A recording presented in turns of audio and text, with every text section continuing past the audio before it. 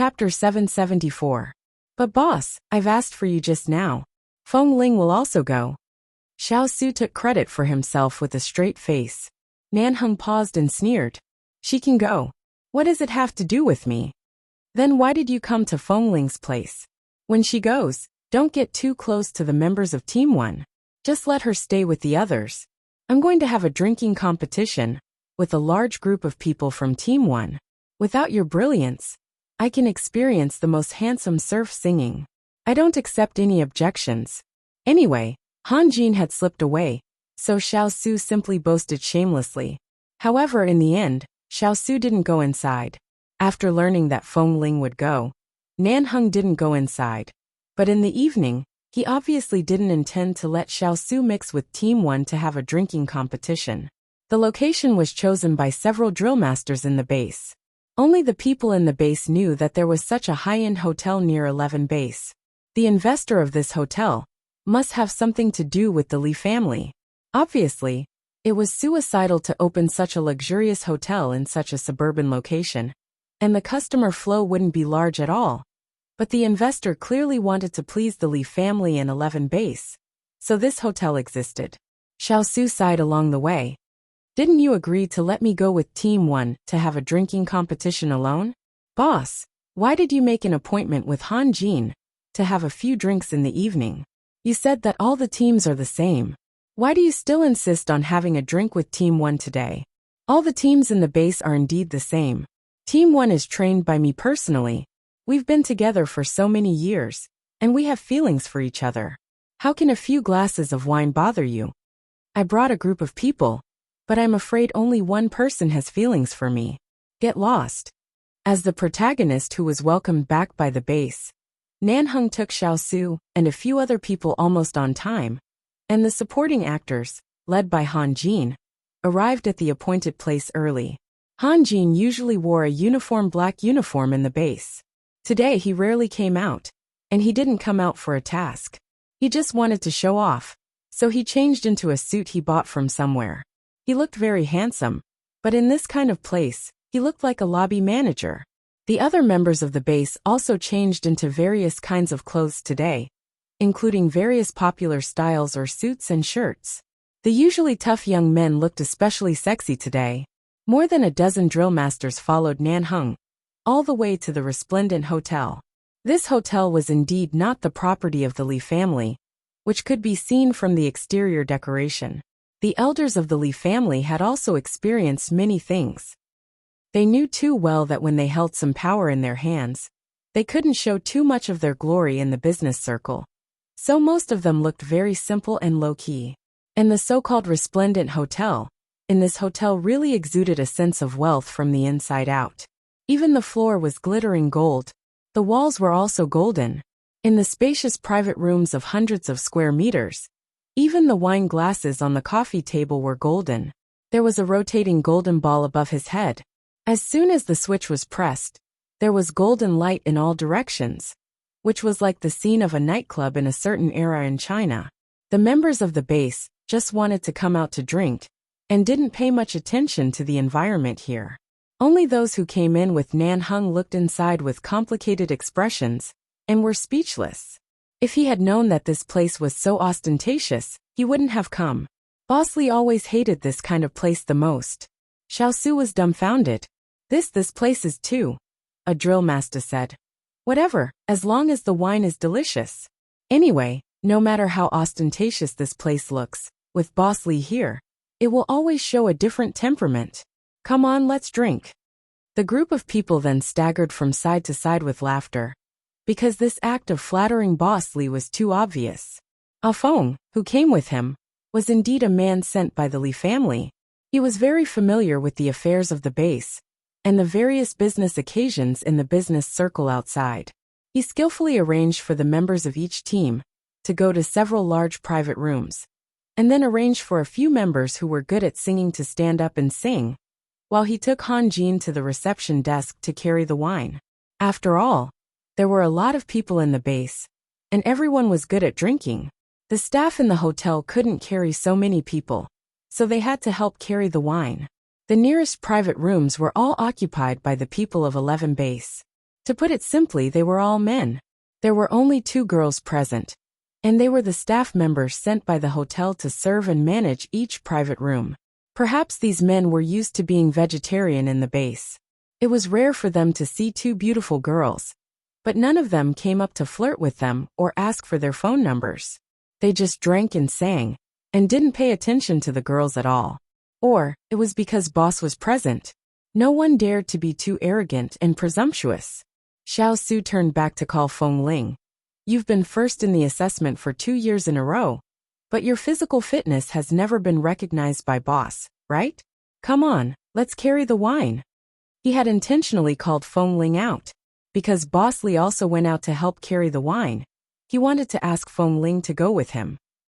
After all, there were so many people in the private room, and a group of young men crowded together to eat, drink, and sing. It was really messy. After Feng Ling came out, she looked at Xiao Su, who was dressed very casually, and heard Xiao Su ask her why she didn't drink with everyone just now. After all, Xiao Su was an old man in the base. He was about to leave the base, but in the past 2 years, he had taken the initiative to let go of several opportunities and had been reluctant to leave. At least he could stay with the brothers in the base for a few more years while he was still young. In another 2 years, he would probably be sent out again, and Xiao Su usually took good care of her. I find that you can do whatever you want with people, you know, but when you come to a place with a lot of people, you are very quiet. We are all men. If you are too quiet, you won't fit in with the group, and it won't be good for you in the future. Xiao Su thought of the people in the base, talking about Feng Ling behind her back today, and wanted to remind her to pay attention to the interpersonal relationship with other members. Feng Ling smiled. It doesn't matter. Kay and the others can talk to me. As for the others, no one can be liked by everyone, and I don't need everyone to like me. If you don't like me, you can see me in the training field. I don't want to have any unnecessary communication with people who talk behind my back, because they can't beat me. Well, that kind of narrow-minded person was really not suitable for frequent contact. Chapter 775. Han Jin called the 2 of them from the reception desk. Hey, are you going to move the wine? There are so many boxes. Do you want boss to move them all by himself? Hearing Han Jin's roar, everyone saw that Nanheng had moved several boxes of wine into the private room. After going back and forth so many times, his face was not red, and he was not out of breath. He even had a cigarette in his mouth, as if the box of wine in his hand that weighed 70 or 80 kilograms didn't have any effect on him. Seeing this scene, Feng Ling finally understood why Boss Li was always displeased with her physical strength. She could probably compete with other people in the base in terms of physical strength, and she could even win several times in arm wrestling. But if she was in front of Boss Li, she would probably be crushed into pieces. Xiao Su took Feng Ling over to help. After a while, the hotel staff came to find Nanheng to talk to, but Nanheng left in the blink of an eye, and Han Jin was also called over. After Xiao Su, Feng Ling, and several other brothers moved all the wine on the reception desk, they went to the underground wine cellar of the hotel to get the red wine here. Kay was a little drunk after drinking a few glasses. He wanted to come out to get some fresh air, but seeing Feng Ling was doing physical work, he came over to help. Seeing that Kay's neck was red from drinking, but he still came over to help her, Feng Ling smiled warmly at him. Your alcohol tolerance is no different from 2 years ago. You always boast that you can drink well. How long has it been? Your neck is so red. TSK, didn't you tell me to drink more today? Just now, I was forced to drink 2 bottles of beer by a few brothers. Some of them were beer, and some were specially imported from China. Who can bear this kind of drinking? So what if I'm red? Anyway, I'm not drunk. Although she said that, Kay's neck was really red. If it weren't for the fact that Feng Ling knew that Kay's neck would turn red every time he drank, she would have thought that he had been poisoned. It was easy to get drunk when beer and white wine were mixed together. Feng Ling saw the box of red wine in her hand taken by Kay, glanced at his nose, and raised her hand to help him pull the corner of his neckline to the side. Just as he stretched out his hand, the elevator leading to the wine cellar in the basement opened. The 2 men stood in the well-lit elevator. When they looked up, they saw 2 people outside. One of them had a smile on his face, holding a large wooden box of red wine in his hands. The other was also smiling. He stretched out his slender white hand to touch the other party's neck and tugged at his collar.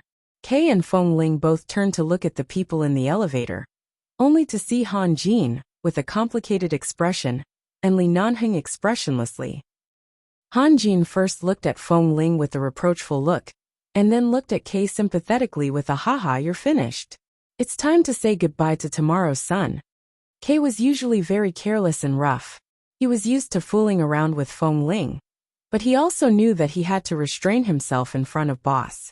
He also knew that Boss seemed to have a special care for Feng Ling, but now he was a bit drunk and Feng Ling's white and soft little hand had just accidentally rubbed against his neck, so he didn't notice the signal in Han Jin's eyes and was still thinking about helping Feng Ling move the wine. At the moment he saw Boss Li, he suddenly stood in front of Feng Ling as a protector. Boss, Drillmaster Han, have you finished talking about business? Go back to the private room to drink? You don't need to move the last box of red wine. It's definitely enough. Kay eagerly walked in with the wooden box in his arms and winked at Feng Ling, asking her to quickly follow him into the elevator. Feng Ling followed him in and stood next to Kay. There was not much space in the elevator. There were 4 people standing in the elevator, and one of them was holding a huge wooden box in his arms. Feng Ling stood very close to Kay, but she was slightly further away from Han Jin and Nanheng. The gap between them was particularly obvious in comparison. Li Nanheng's expression became colder. He glanced at Kay and didn't look at Feng Ling. When the elevator stopped back to the first floor, he went straight to the private room. Han Jin could only chat with Kay with a smile. Weren't you still in there just now? Why did you go to the wine cellar below? Kay. I couldn't find Feng Ling for a long time, so I asked around and found out that he was in the wine cellar below, so I came to help. Help? Yes. Feng Ling can't even move such a box of wine. Do you have to protect this guy as if he is your girlfriend? Don't forget how Feng Ling kicked you to the ground during the competition on the training ground. Kay was really drunk just now, but now he suddenly sobered up. Yes, Feng Ling is very strong. When he kicked me, he didn't use much strength. Why should I help him move this? Han Jin smiled as if watching a good show. Feng Ling. Wait, was that Boss just now? Kay seemed to be completely sober at this moment. Suddenly remembering the look in Li Nanheng's eyes, he couldn't help shivering. Otherwise, who do you think it was? Shit. I'm dead.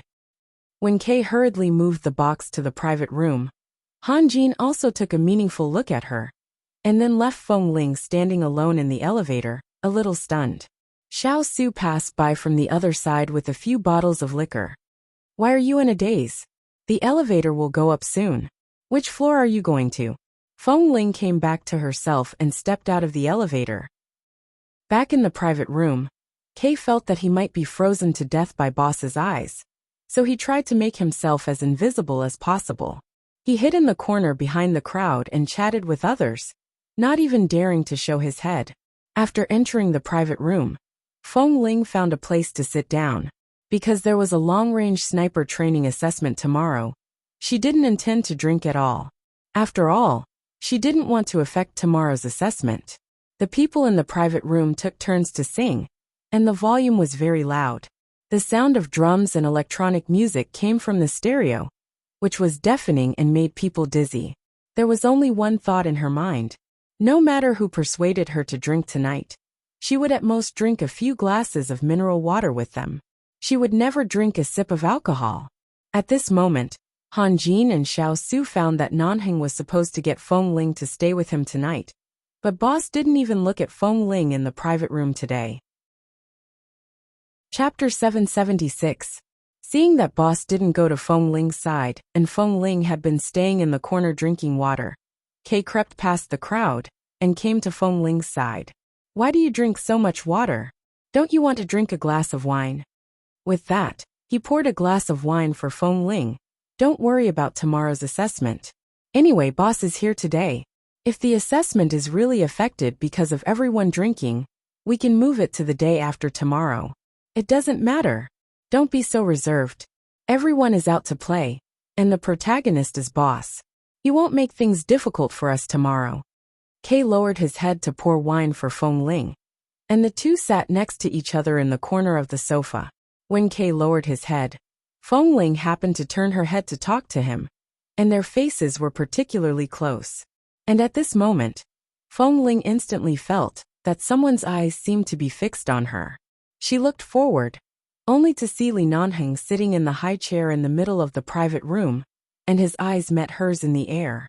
Nanheng looked at the gentle and considerate Kay, and then at Feng Ling who sat there motionlessly, and his eyes became colder and colder, like a blade that could cut people. In the private room, everyone laughed, sang, roared, and played. Only Nanheng and Feng Ling briefly looked at each other for a few seconds. In the silence, there seemed to be a different kind of coldness. In just a few seconds, Kay stuffed a glass into Feng Ling's hand. She took a sip and found that it was wine. But Kay poured her the local wine in Los Angeles, which was not high in alcohol. She wouldn't get drunk even if she drank a whole bottle, let alone just a glass. In the following time, the more Feng Ling was silent, and the more Kay took care of her, the worse Nanheng's mood became. On the other hand, everyone was completely out of it.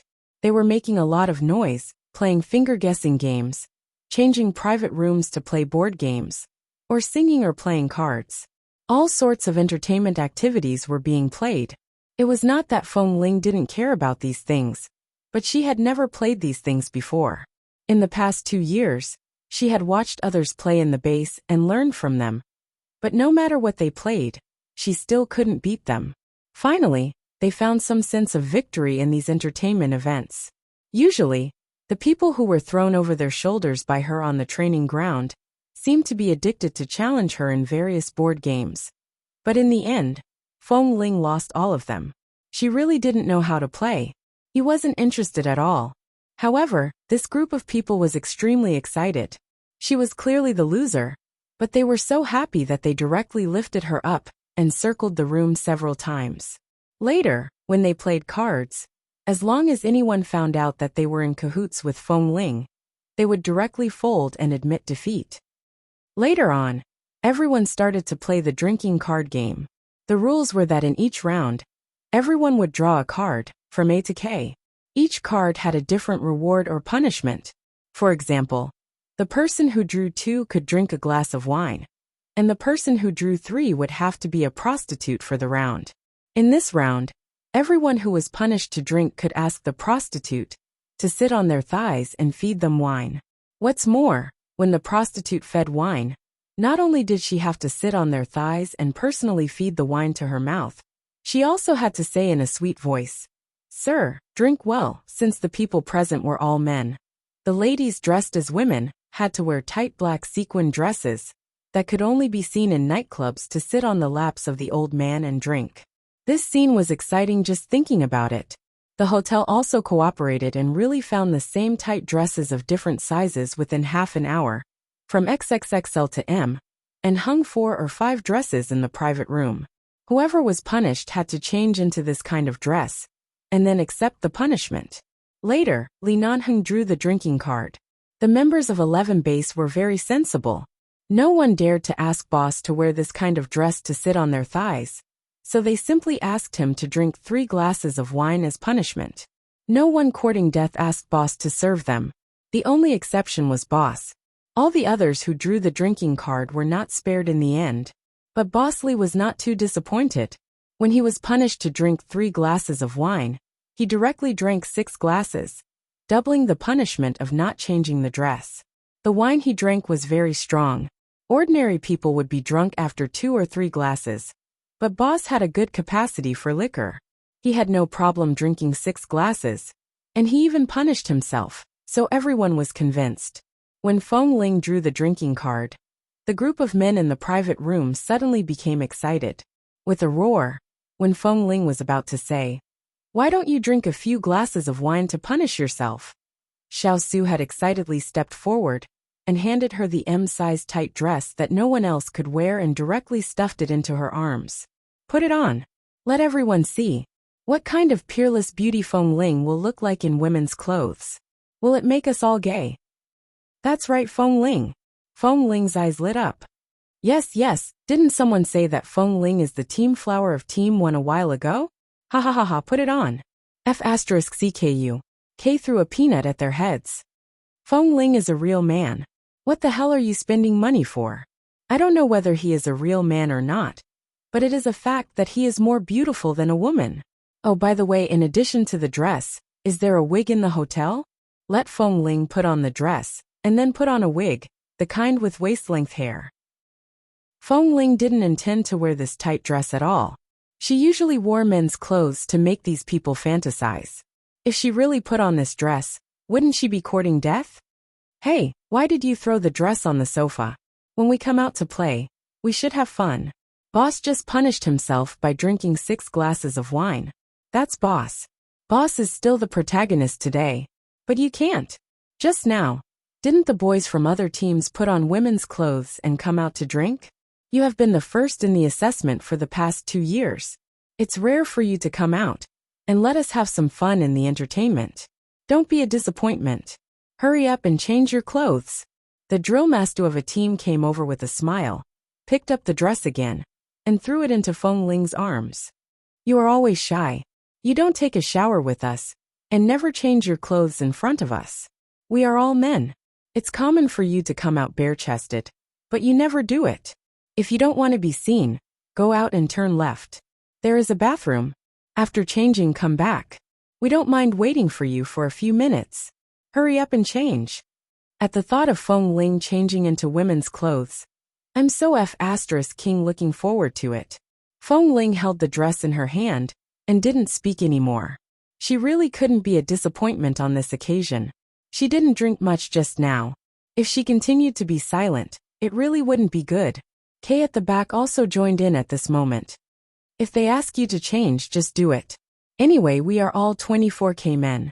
What are you afraid of? Let them see if you change. We are handsome young men in men's clothes and charming little demons in women's clothes. We are so handsome. Let's piss them off. Chapter 777. All the brothers of Team 1 were here, and there were members of several other teams in this private room. Everyone was a playful person, and indeed, they were all men, so there was nothing to be shy about. Feng Ling paused, and the brothers in the private room also said in a tone of, if you agree to bet, you must accept the loss. She folded the dress in her hand, and hung it neatly on her arm, glancing at Li Nanheng sitting on the other side of the sofa, out of the corner of her eye. Boss Li lit a cigarette, sat there, and glanced at her with half-narrowed dark eyes. He didn't mean to help her. But he didn't mean to help her either. It seemed that he just looked at her, and wanted to see what she could do. Feng Ling withdrew her gaze, took the dress and went straight out. When she went out with the dress, there was a burst of whistling in the private room behind her. Even the damn K rubbed his palms back and forth expectantly, as if he had been waiting to see Feng Ling in women's clothes for a long time. He didn't expect that the day he had been waiting for would finally come. There were some private rooms nearby, so Feng Ling didn't need to go to the bathroom to change clothes. After all, even if she changed clothes, she didn't know whether to go to the men's bathroom or the women's bathroom. After entering the private room, she locked the door, threw the dress in her hand on the table, and looked at herself in the mirror. A minute later, she began to take off her clothes without hesitation. Although the size of the dress was the right size for her, the breast wrapping cloth she usually wrapped around her body could definitely be seen under such a thin, tight skirt. It would be better to look more natural without it, otherwise, it would give away 300 taels of silver here. She took off the combat suit and picked up the dress, but it took her a long time to find where to put it on. There was even a zipper extending from the neckline to the waist. She had never worn women's clothes since she was a child, and this was the first time in her life that she tried it, and it was a very sexy tight dress. A large group of brothers in 11 base were fantasizing about what Feng Ling, who was usually fair and tender like a woman, would look like in women's clothes. But when Feng Ling really appeared in front of everyone in a tight dress, they couldn't even describe her with the word stunning. She didn't wear a wig, but her soft, straight, short hair that reached her ears made her look like a good girl with short hair. However, this good girl was wearing such an uncoordinated, sexy, and mature tight-fitting sequin dress like a pure middle school student who had mistakenly entered a brothel with a confused expression. If it weren't for the fact that the dress she was wearing was sent over by the hotel, everyone present would really want her to change into a school uniform. She would definitely be able to amaze a large number of people. What was even more exaggerated was that Feng Ling seemed to deliberately exaggerate the effect and stuff something in front of her chest. At a glance, it was obvious that her breasts were fake. However, at a glance, it was easy to tell that she was a man dressed as a woman. After all, her breasts were still trembling. This was too fake.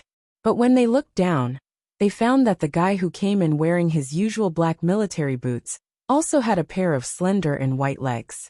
They really didn't expect that Feng Ling, who usually wore loose black combat suits and rolled around in the rain of bullets and quagmires with them, had such a good figure. It was really a damn pity that he was a man. If he was a woman, he would be a living beauty. If it weren't for the two big lumps in front of his chest that looked so fake and abrupt, people would really wonder if he was really a woman. Otherwise, how could he be so beautiful? He was simply a demon who accidentally broke in from outside the door. Fuck. Feng Ling, do you have any aesthetic standards? If you want to dress as a woman, then dress as a woman. What are those things in front of your chest? The crowd in the private room was first shocked, then amazed. And after someone suddenly said such a sentence, they burst into laughter. Don't tell me you King stuffed 2 steamed buns in there. Can a 16 or 17-year-old like you hold 2 such big ones? It's too abrupt, okay? This is clearly the size of a sexy goddess over 25 years old. When I put it on just now, I found that these 2 places are too flat.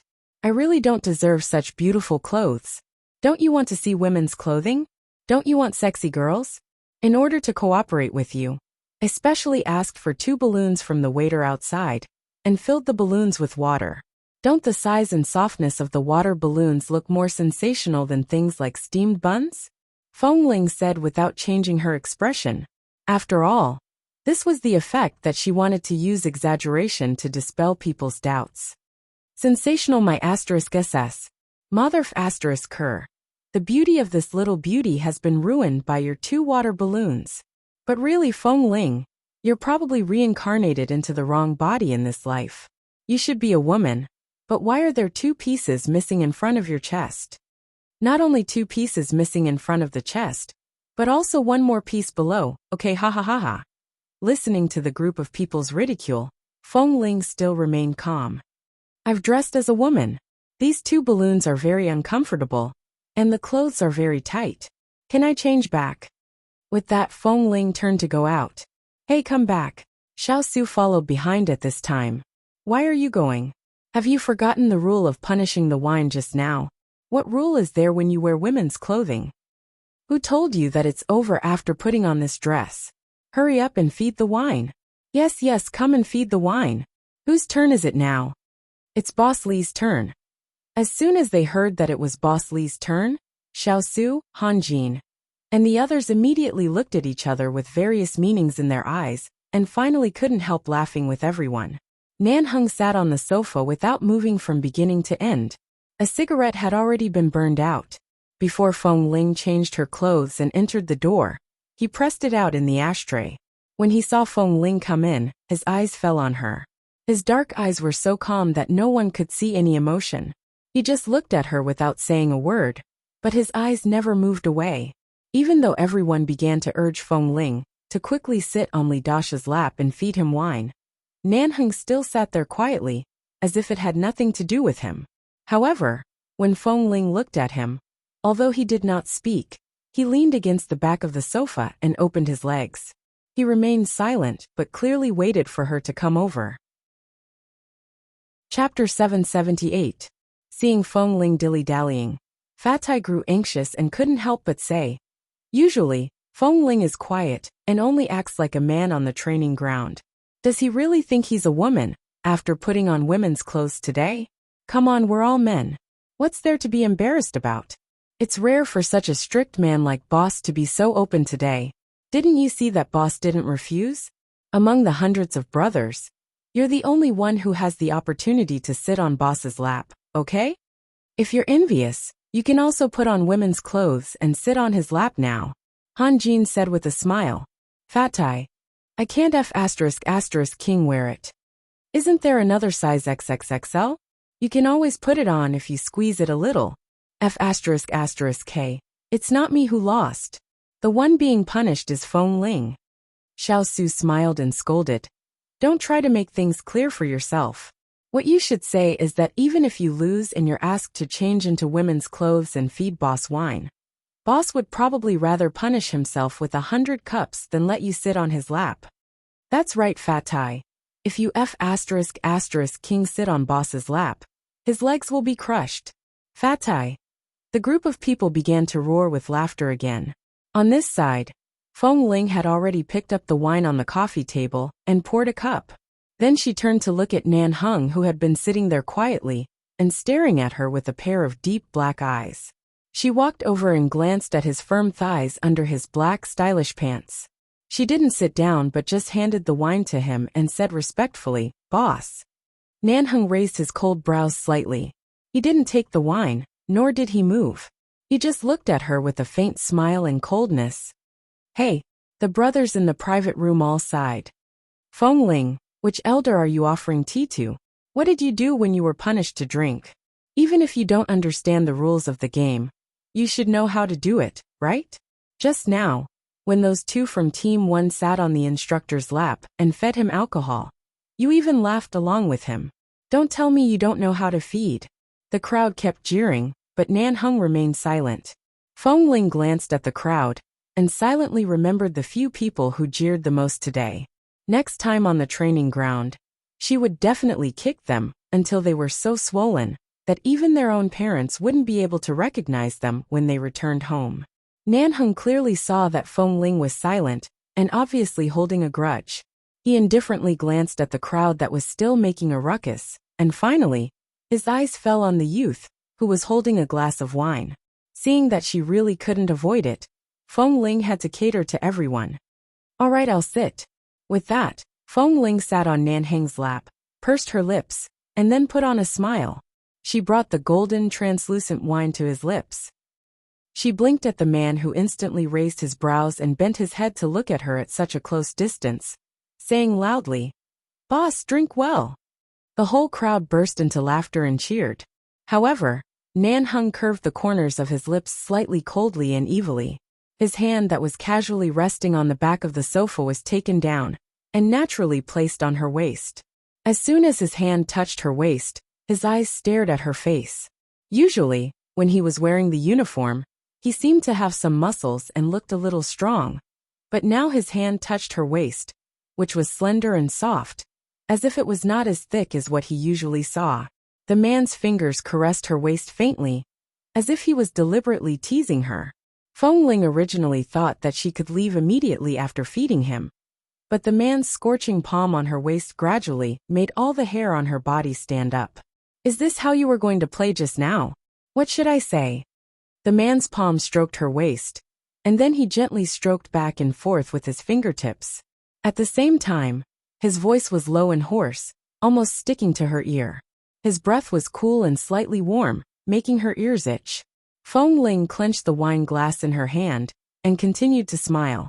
Uncle Li, drink well. This time, she directly spoke in a pinched voice, which sounded fake and thin. There was another burst of laughter around.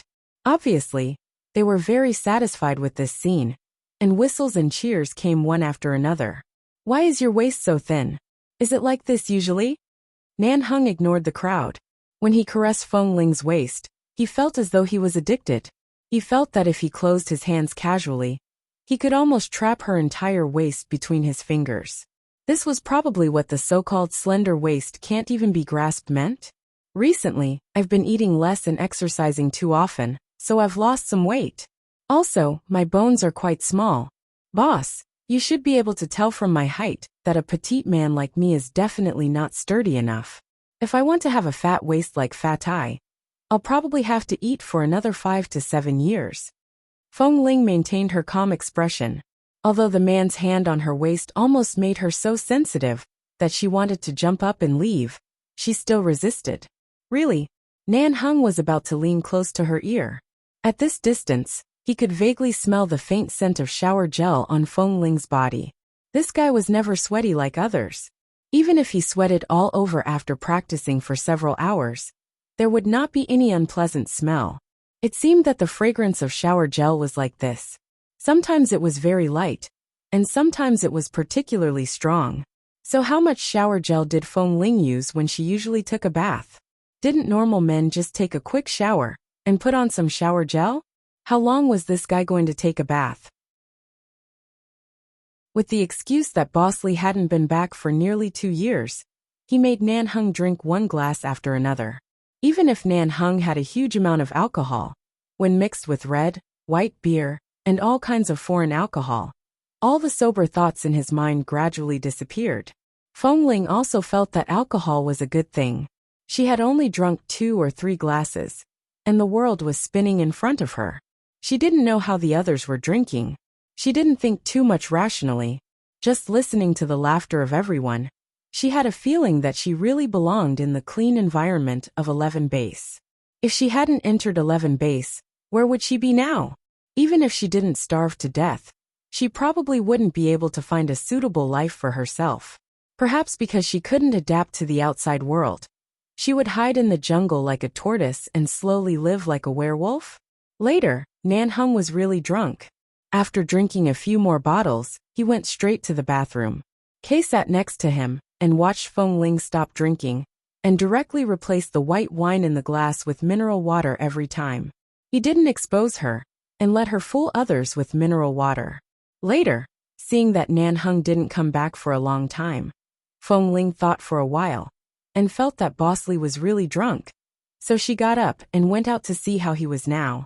Almost as soon as Feng Ling stepped out, Nan Hung came back from outside. At the moment the door was opened, the door banged against the wall and Feng Ling paused. Nan Hung met her face at the door. He glanced at her obviously sober face and asked coldly, "How much did you drink?" "Not much. Anyway, I didn't drink as much as you, boss." Nan Hung nodded and didn't say more. He brushed past her, but out of the corner of his eye, he seemed to inadvertently glance at her waist. Feng Ling was now wearing a black uniform, and the loose clothes didn't show how slender her waist was, but he could still feel it in his hands.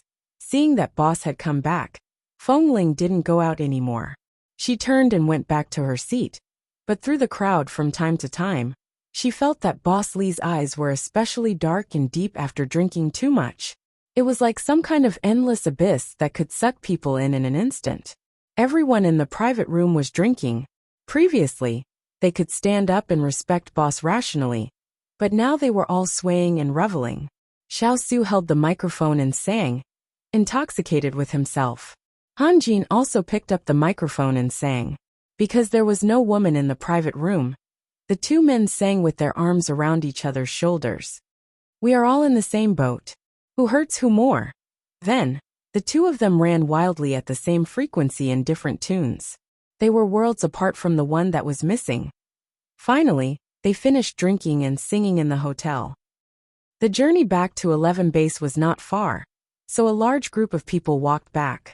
Because they were all men, many people simply found a place in the suburbs near the hills to relieve themselves on the spot. Feng Ling didn't look back and went straight back to the base. After changing into the clothes at night, because she was in a hurry, the chest wrap was not very comfortable. After returning to her residence, she simply took a bath. Although she didn't drink much in the evening, she hadn't drunk much since she was a child, so these 3 glasses were quite a lot. She felt a little dizzy in the hot bath. After the bath, she came out, dried her hair, walked directly to the dressing mirror naked, picked up the new chest wrap, and wrapped it around her body. At the same time, she glanced at her waist, and then pursed her lips. She thought of the feeling when her waist was touched at night. The more she thought about it, the more she pursed her lips, which had become more pink because of the hot bath. Just when the chest wrap was half wrapped, suddenly, she heard someone approaching outside, and vaguely heard someone saying, "Boss Lee, why are you here?" Chapter 780. Most of the people in 11 Base were men, and this was a closed training base. So no matter what they put in their residence, no one dared to steal it, so almost no door lock was installed on the door, and it was impossible to lock it from the inside. This was also to make it convenient for drill masters to check whether there were any prohibited items in someone's room. After all, the management here was very strict and completely military style. Besides, the base was full of men, and they didn't even need to lock the door when they took a bath. They were all brothers who had gone through fire and water together, so there was nothing to avoid. Every time Feng Ling took a bath, she locked the bathroom door from the inside. The lock of the bathroom door was a small lock she bought when she went out to do a mission, but she didn't touch the door outside. Hearing the knock on the door, Feng Ling paused. Her breast wrapping cloth was very long, and she was now almost 17 years old. Her breasts were much more developed than in the previous 2 or 3 years, and they were almost fully developed. When she wrapped this thing, she had to be more careful. It would take at least 5 or 7 minutes to wrap the whole thing round by round. Now there was only half of it left, and Bosley was outside. If she didn't open the door, he would probably push the door open and come in at any time. Then she heard an impatient, heavy knock on the door. Feng Ling abruptly took off the chest wrapping cloth and quickly stuffed the white, sturdy cloth into the small box under the bed. After making sure that she would not be discovered, she hurriedly grabbed the loose black uniform on the bed and put it on. Almost at the moment when the zipper on the front of the uniform was pulled up with a swish, the door was pushed open by the person outside. Feng Ling's hand was still on the zipper. She didn't wear anything under the clothes. No chest wrapping cloth, no underwear, and no thin shirt. The completely naked state made her feel a little insecure and slightly uncomfortable. But when she raised her eyes and saw Li Nanheng coming in with the smell of alcohol, she still stood straight and asked calmly, "Boss, what's your instruction?" Li Nanheng glanced at her and raised his eyebrows. The dark and dangerous glint in his eyes was suppressed by himself. Why on earth did he come here as soon as he returned to the base? What instruction did he have? What instruction could he have in the middle of the night? Nanheng narrowed his eyes and glanced at Feng Ling's clothes. "You're still wearing these clothes after returning to your place? Don't you feel uncomfortable?" "I just took a shower and remembered that I had to go out to get some things, so I changed into these clothes. Otherwise, I wouldn't be able to go out." She glanced behind him, which was the corridor outside the door. It was already dark, and the lights in the corridor were not turned on. Did he just walk through the pitch-black corridor? He didn't even turn on the lights on the wall? There was indeed a strict rule in the base, that no matter what each member wore when they slept, as long as they went out and appeared in front of the base members, they must put on the uniform. If they didn't wear the uniform, they would be punished to run laps. And if they didn't, they would be given a major demerit. In addition, the rewards and credits after returning from missions would be erased. In short, they would only lose money, so everyone knew that even if they temporarily went out to get something, they must put on the uniform before going out. Hearing Feng Ling's explanation, Nanheng didn't say anything more and just stepped in. Seeing him walk in, Feng Ling quietly took a step back and looked out. Although there was no one outside, she felt that there seemed to be danger approaching. After pondering for more than 10 seconds, she realized that the danger was not the danger lurking outside, but the aura of the man who walked in that made her instinctively want to guard against him. "Boss, you drank too much. You'd better go back to your place to rest. I'll call Brother Su and Drill Master Han and ask them to help you back," Feng Ling said as Nanheng approached. "I didn't drink too much." The man stared straight at her.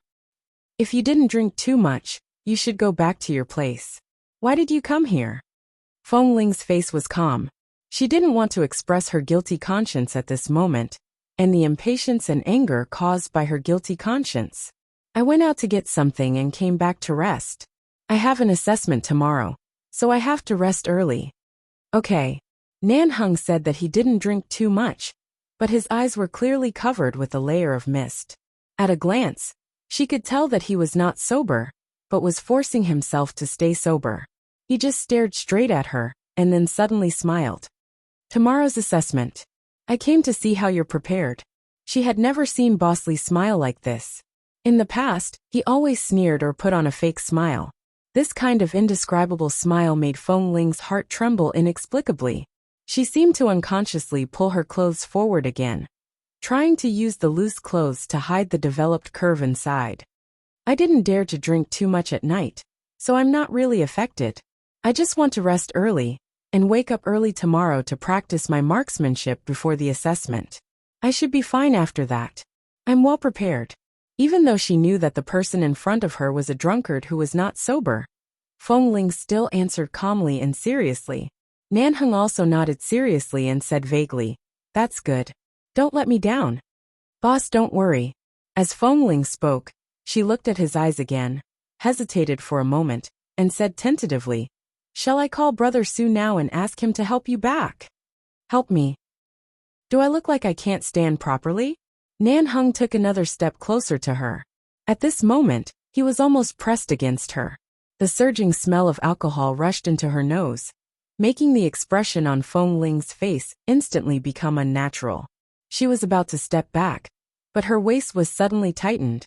The moment the man's long arm reached over, she couldn't break free, as if it were an iron clamp. "Boss, you," she frowned and was about to speak, when the man who was staring at her with his eyes lowered suddenly fell toward her. His tall body fell in front of her. Feng Ling thought that he just hugged her, and was caught off guard. In an instant, she was thrown onto the bed behind her. Fortunately, the quilt on the bed was very thick, and there were no sharp corners. Otherwise, if Feng Ling was pressed down by this man who was nearly 1.9 meters tall, she would be crushed to death or hurt her waist. Chapter 781. However, Nanheng pressed heavily against her. Feng Ling felt that he must have gone crazy. He didn't get up and even put his arm around her waist, imprisoning her struggling body in his arms. He held her down firmly without leaving her any space. "Boss, what are you doing?" Feng Ling struggled, but could not break free. She clearly felt that when he pressed heavily against her, there were only their clothes between them. It was impossible for him not to feel what was under her clothes. "Be obedient. Don't move." When the man spoke, his tone was so domineering that it was almost asking for a beating. The strong smell of alcohol hit her face. Although it was not unpleasant, it was a dangerous signal to Feng Ling. She suddenly used force to pull her hand out from under his grip. Taking advantage of the fact that he was so drunk that he could not think of any other moves, she bent her leg to kick him away. However, when the man on top of her noticed her movement, he closed his thighs and clamped her two disobedient legs, pressing them under his strong thighs. At the same time, he held her waist and leaned down to press his head against her neck. He breathed in the fragrance of her shower gel and said harshly and hoarsely, "Feng Ling, I'm warning you again. Don't move in. Let me hold you for a while. Otherwise, I'll strip you right now." "Hold your sister." Feng Ling panicked. She raised her hand to hit him, but the man quickly raised his hand to block her. With a backhand, he twisted her hand to the top of her head. When Feng Ling was about to resist again, he bent down and bit her chin harshly. Although Feng Ling felt the pain, she did not frown. Instead, her gaze became even colder. She raised her leg again, but at the same time, she was restrained by Nanheng. Every part of her body seemed to be restrained by this tall man. Feng Ling struggled but could not move.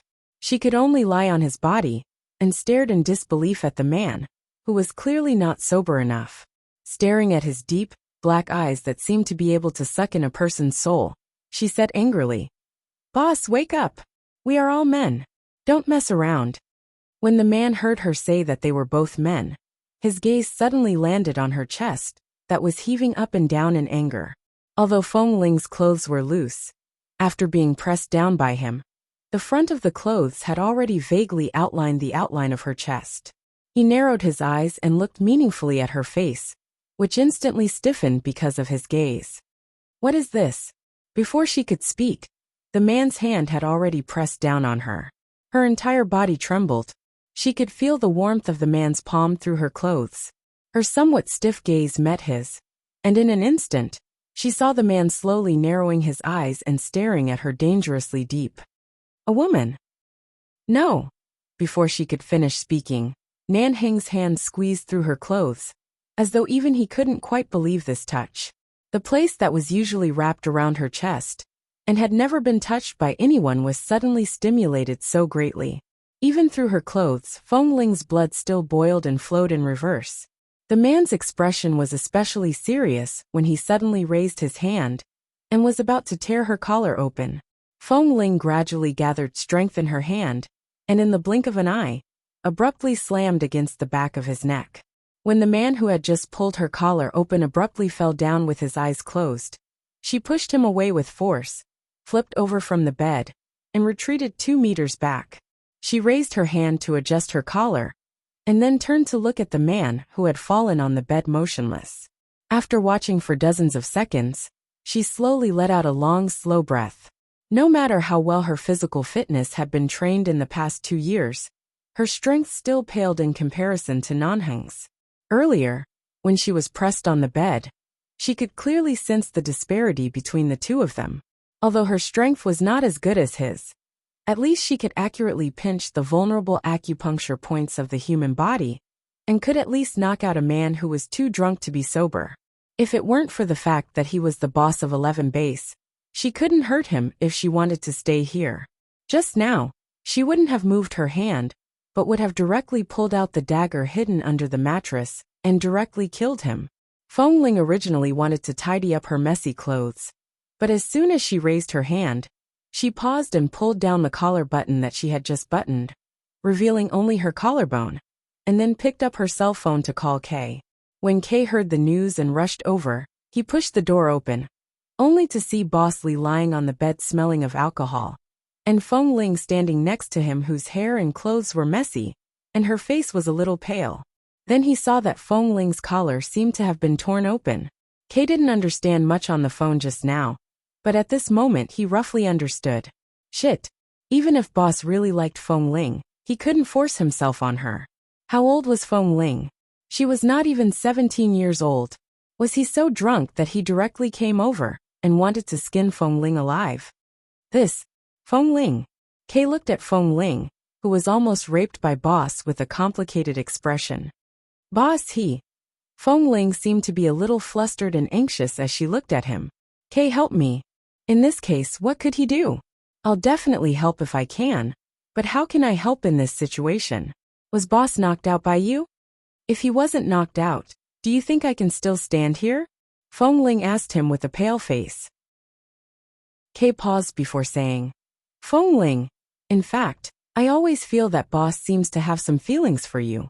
Although I'm not sure if Boss really likes men, it may be because you are really too good looking. I really haven't seen a man who looks like you. You are even more beautiful than a little girl. Maybe Boss drank too much and couldn't control himself. Don't take it too seriously. Feng Ling didn't say much, but just looked at Kay with an extraordinarily pale face. Her face was full of innocence and fear after she just escaped from danger. Seeing her eyes, Kay couldn't go on. Although Boss might have a little wishful thinking, Feng Ling looked like a woman. It didn't mean that this guy's sexual orientation was abnormal. He couldn't force Boss to do anything to her.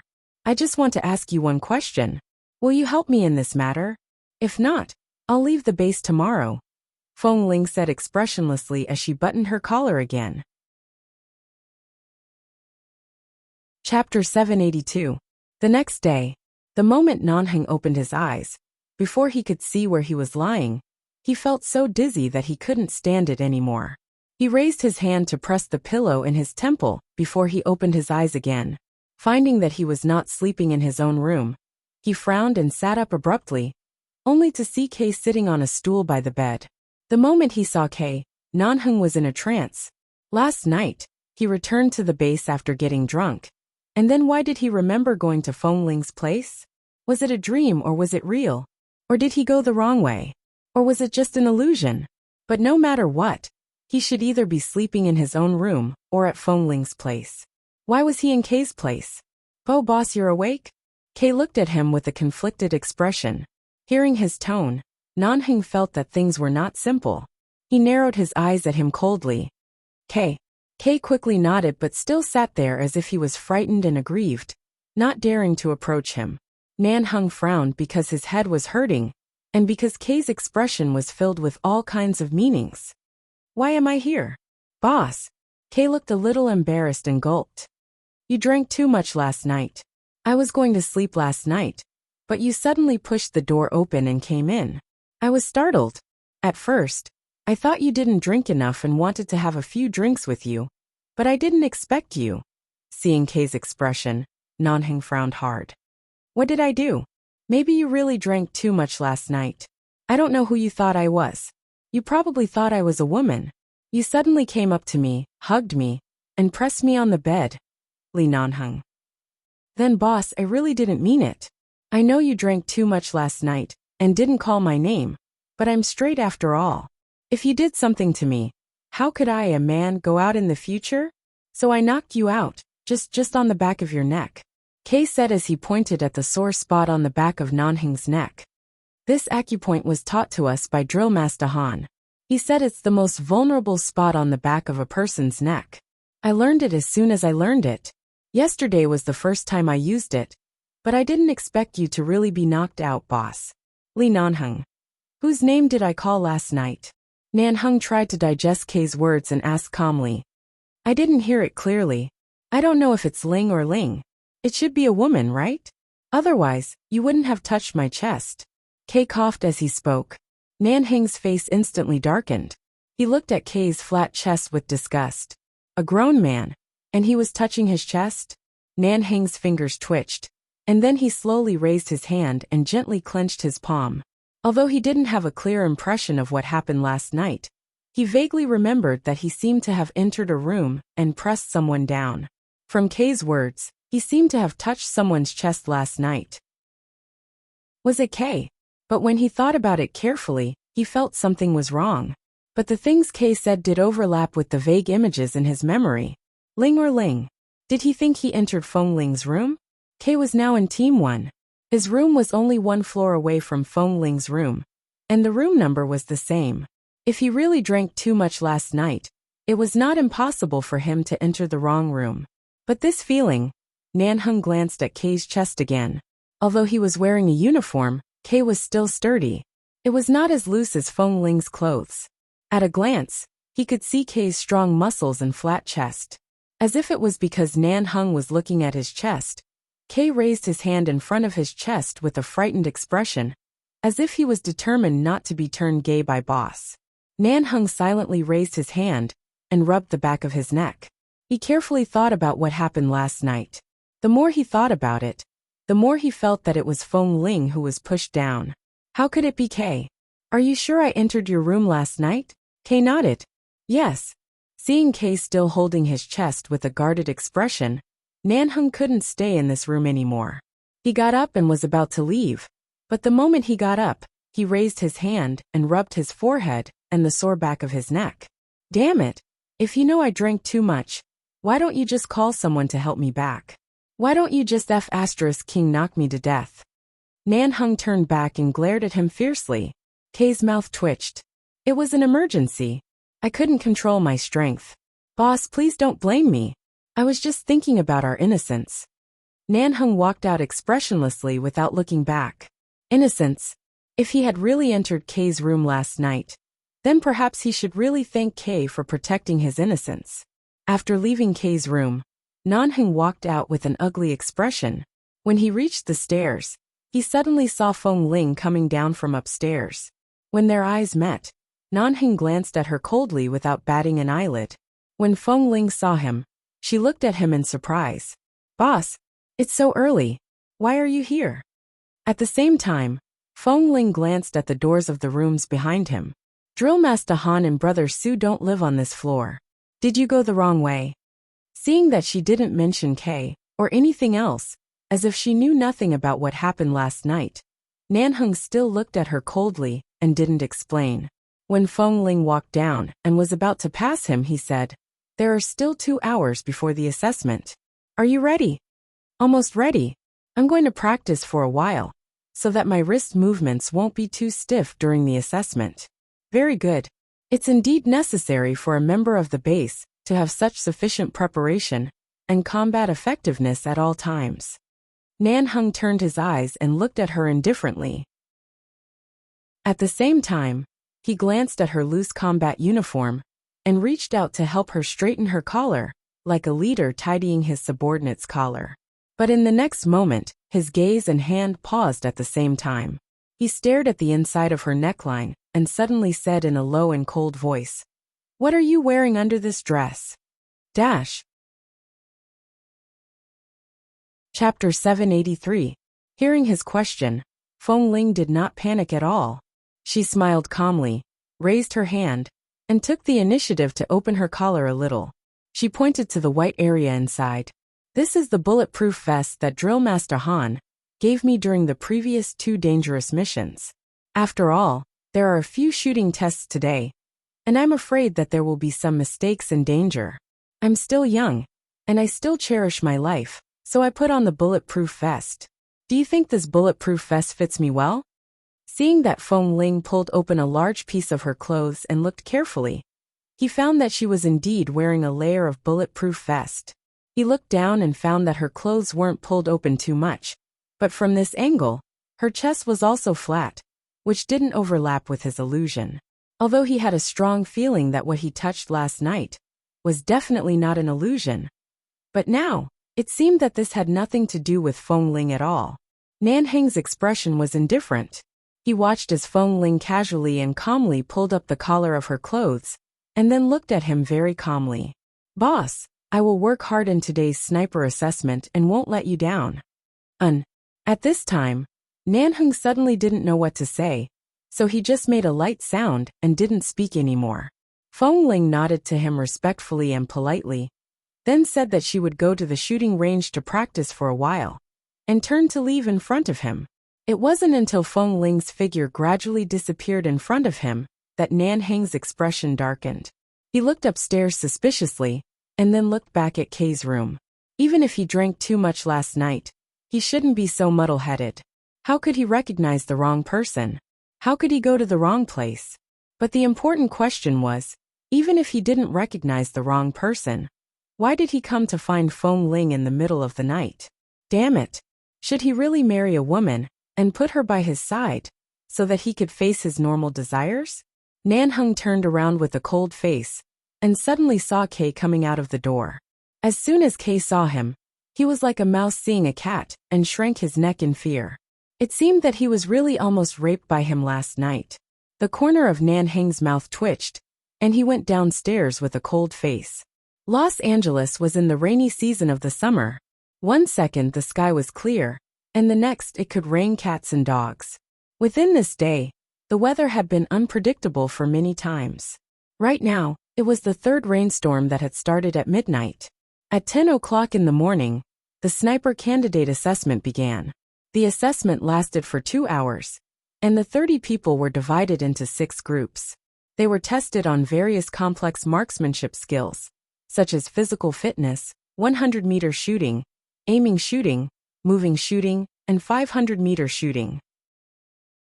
Several drill masters and Boss Lee from the base were present. Today, there were also some SWAT team drill masters and leaders from the American Police Department. The assessment was conducted in a unified manner, and the results were evaluated by multiple parties. After all, not everyone could snipe from a distance of more than 500 meters. On the one hand, eyesight and acuity were considered, and on the other hand, the accuracy of the marksmanship was considered. One couldn't miss any one of them, especially when the enemy was moving quickly. This required comprehension, observation, and calculation. According to the speed of the enemy's movement, they had to calculate where the enemy would run after shooting, so that they could hit the head with one shot. Today's weather was particularly challenging. They had to aim at such a long-distance moving target in the wind and rain, which was particularly difficult for a newcomer who had never received long-range sniping training. If they really didn't have much strength, they could only rely on luck. However, in this storm, it was difficult to try luck. Out of the 30 people, only 5 managed to pass one stage after another. The ones with the highest scores were Feng Ling and Kay, and the other 3 also had good scores. After long-term training, they must be very good snipers. This rainstorm lasted for more than 2 hours. The last test was to hit the bullseye on a moving target 100 meters away. Even if they were slightly out of the circle, it would be considered a failure.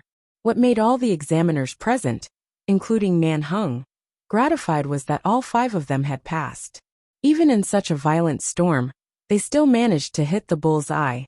Although one of them could be seen to have relied on luck, it was obvious that his judgment was not accurate enough, and he had unintentionally fired a shot.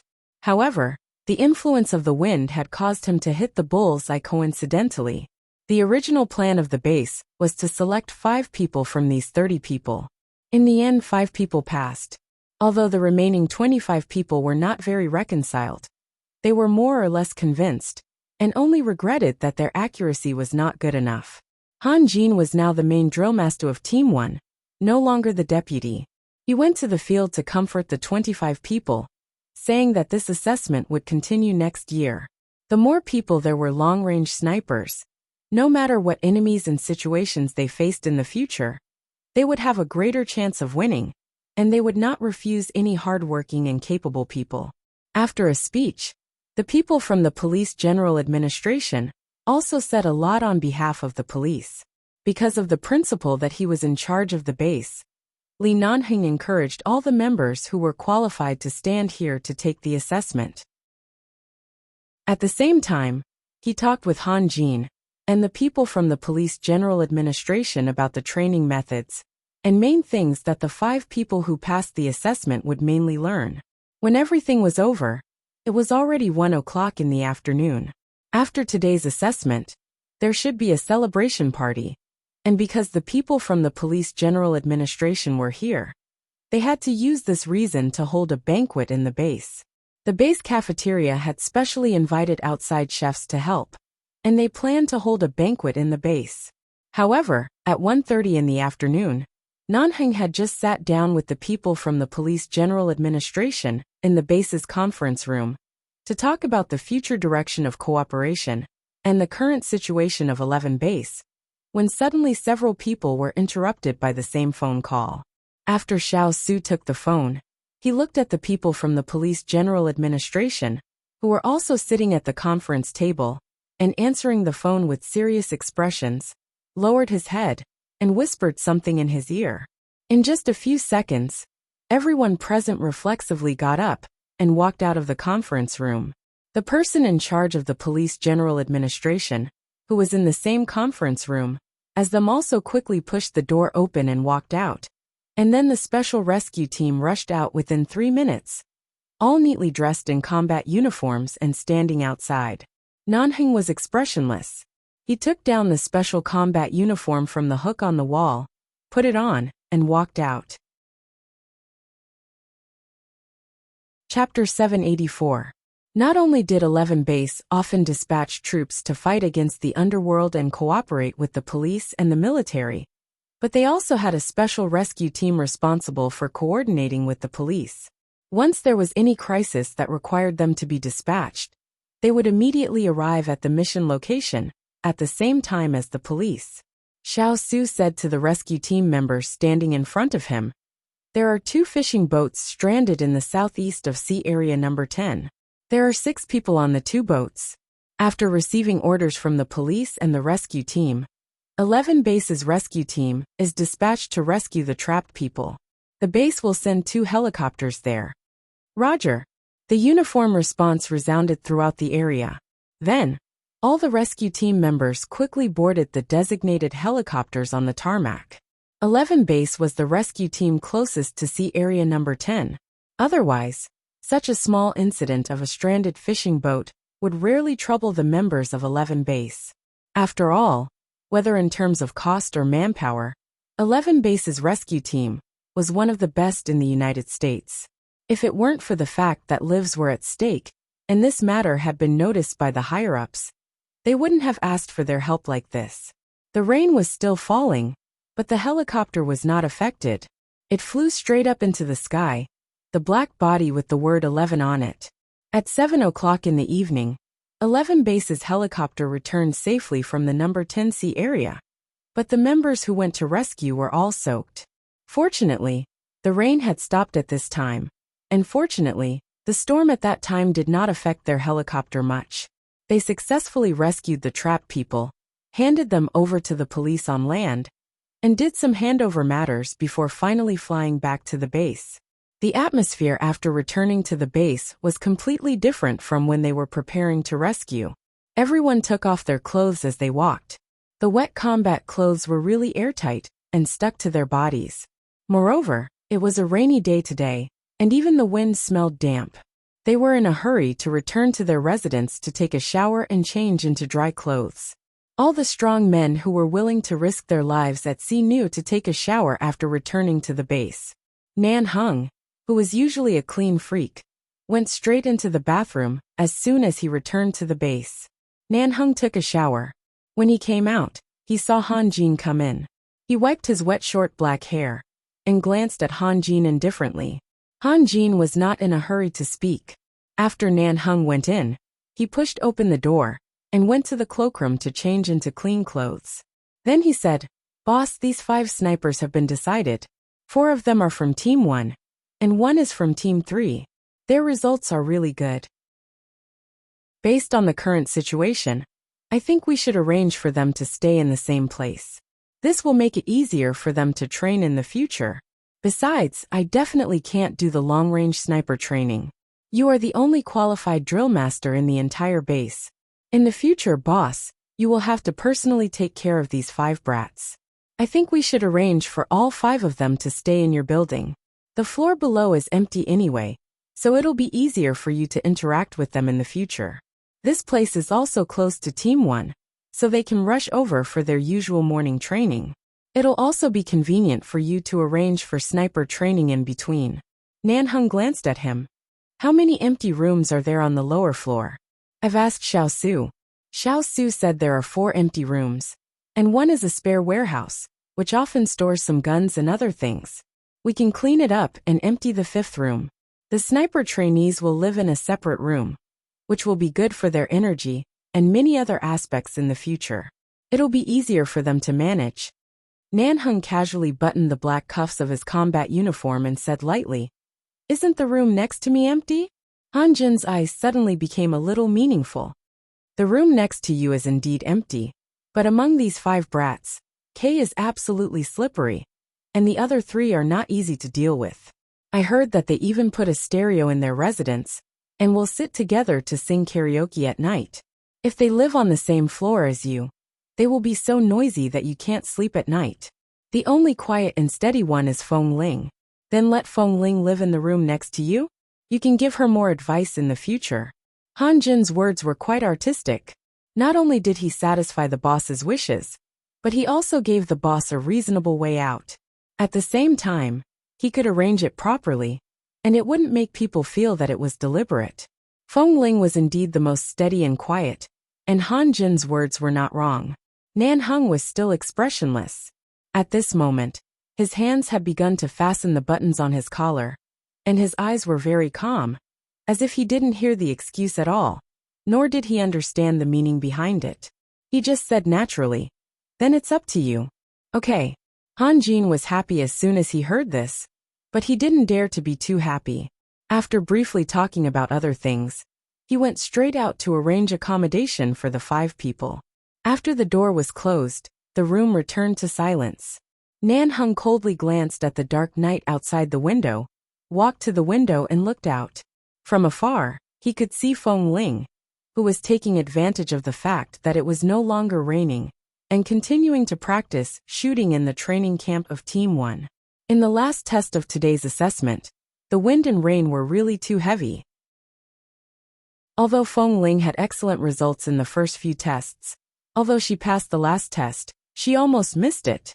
Although it was not a big mistake, and she was indeed selected, for her, it was obviously a kind of failure. Her unwillingness to admit defeat showed up again at this moment. Unwilling to admit defeat? Did she think she could do anything? Nan Hung calmly looked at the lanky figure who was training alone. Nan Hung sneered in his heart. He knew that he was selected, because he was the last one. Was there something in his heart that he hadn't passed? Someone as capable as Feng Ling could get the top 10 in close combat in the United States, when she was only a teenager. And she was the first in the newcomer assessment in the base for 2 years in a row. Sometimes she completed tasks excellently, and sometimes she was doing well in the base. Being selected for the sniper training list meant that she was completely in the palm of his hand.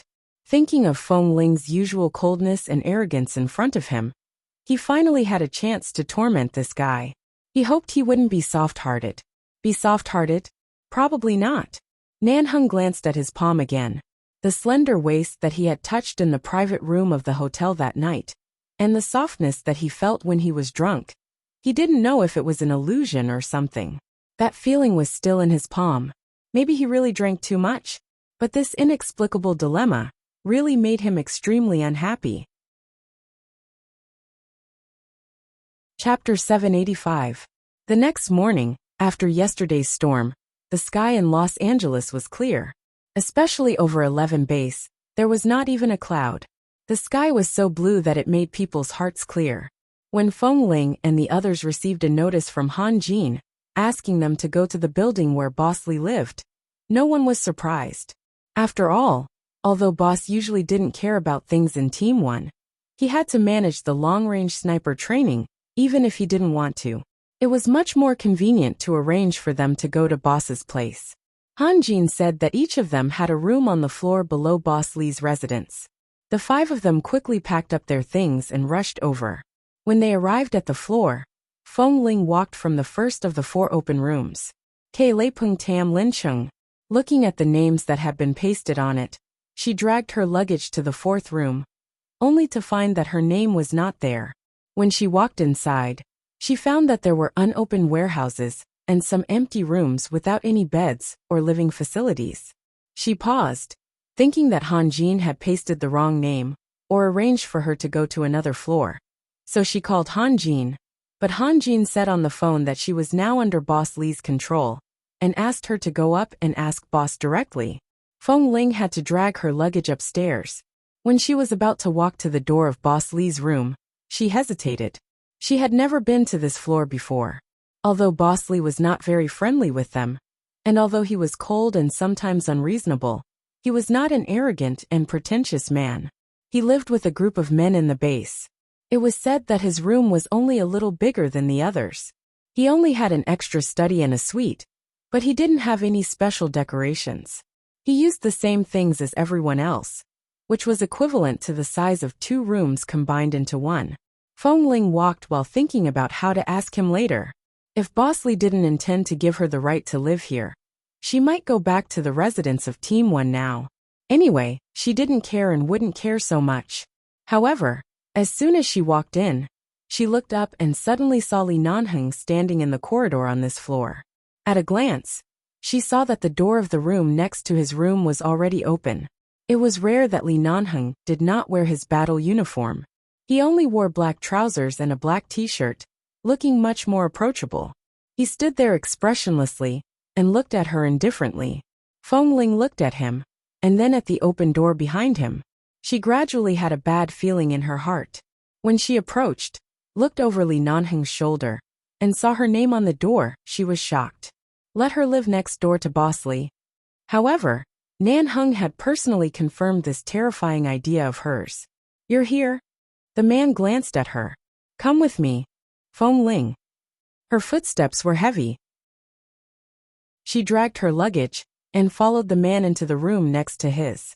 After entering the room, she realized that this room was much bigger than the one she stayed in Team 1. Even the bathroom was in the suite next door, which meant that this room also had a suite. There's no need to look. Most of the facilities on this floor are like this. Originally, it was used to receive people from the Lee family or from outside.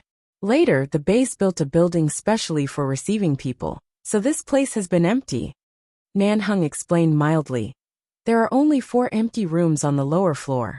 You can stay here for the time being. It's the same for upstairs and downstairs. Get up on time every day to train. Feng Ling took a deep breath. Boss, I can actually go back to Team 1's residence. Li Nanheng looked at her expressionlessly. There was a lot of light in this room, and the sunlight fell on Feng Ling's head through the window. The boy's soft and clean hair seemed to be covered with a layer of golden light, but it also illuminated her silhouette.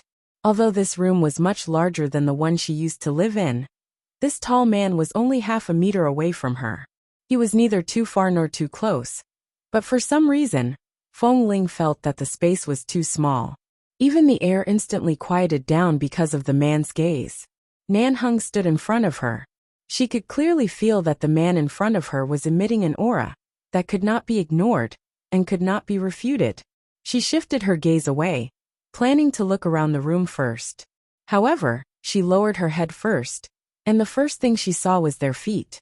She was wearing a pair of white sneakers, which was convenient for training and comfortable. He was wearing a pair of black running shoes. She could not tell what brand it was, but it was clearly expensive. Most importantly, she did not pay much attention to it usually. Now that she stood here and lowered her head, she found that her feet in front of him were like a child's, so much smaller. It directly highlighted the gap between her height of 1.68 and this man who was nearly 1.9 meters tall. Oppression. It was very obvious. Oppression. Further up, the man was wearing black trousers. She was still wearing a black uniform, the very loose kind. This man's legs were really long. Even with her long legs, she inexplicably felt a little ashamed of her inferiority. Her gaze continued moving up. The man's black t-shirt was very tight, and she could almost see the outline of the man's perfect figure through the clothes. When Feng Ling's gaze moved up, she directly saw the man's face. However, what she saw was the man's calm and cold face without any expression. "Do I look good?" he asked. Feng Ling abruptly came back to herself. I just came in to accompany you to see your new residence. After you came in, you carefully looked at me from head to toe for a long time. Let me ask you, do I look good? Are you satisfied with what you see?" The man's tone was indifferent. Feng Ling had always wanted to be selected as a sniper. But now she suddenly wondered if she had dug a pit for herself to jump into. Feng Ling finally officially moved into this room, which was the room next to Boss Li's. The reason was that she had applied to Han Jin to be transferred back to her original residence. But Han Jin said that after they left, he had already transferred a few more people from other teams. Team 1's residence was now full, and her original place had been taken by someone else. Since she couldn't go back, she could only stay here. The other 4 people were downstairs. She couldn't move too far away from here. And since she belonged to Team 1, the other teams wouldn't allow her to live there. Feng Ling placed her luggage by the bed and glanced at the room she was going to live in. She felt that this room was unbelievably clean. Who tidied it up for her? Could it be that there was a cleaning staff in this building? They even made the bed. How thoughtful. Chapter 786. At this moment, this mysterious cleaner came from next door, pushed open her door, and stood in front of her door, watching her standing by the bed in a daze.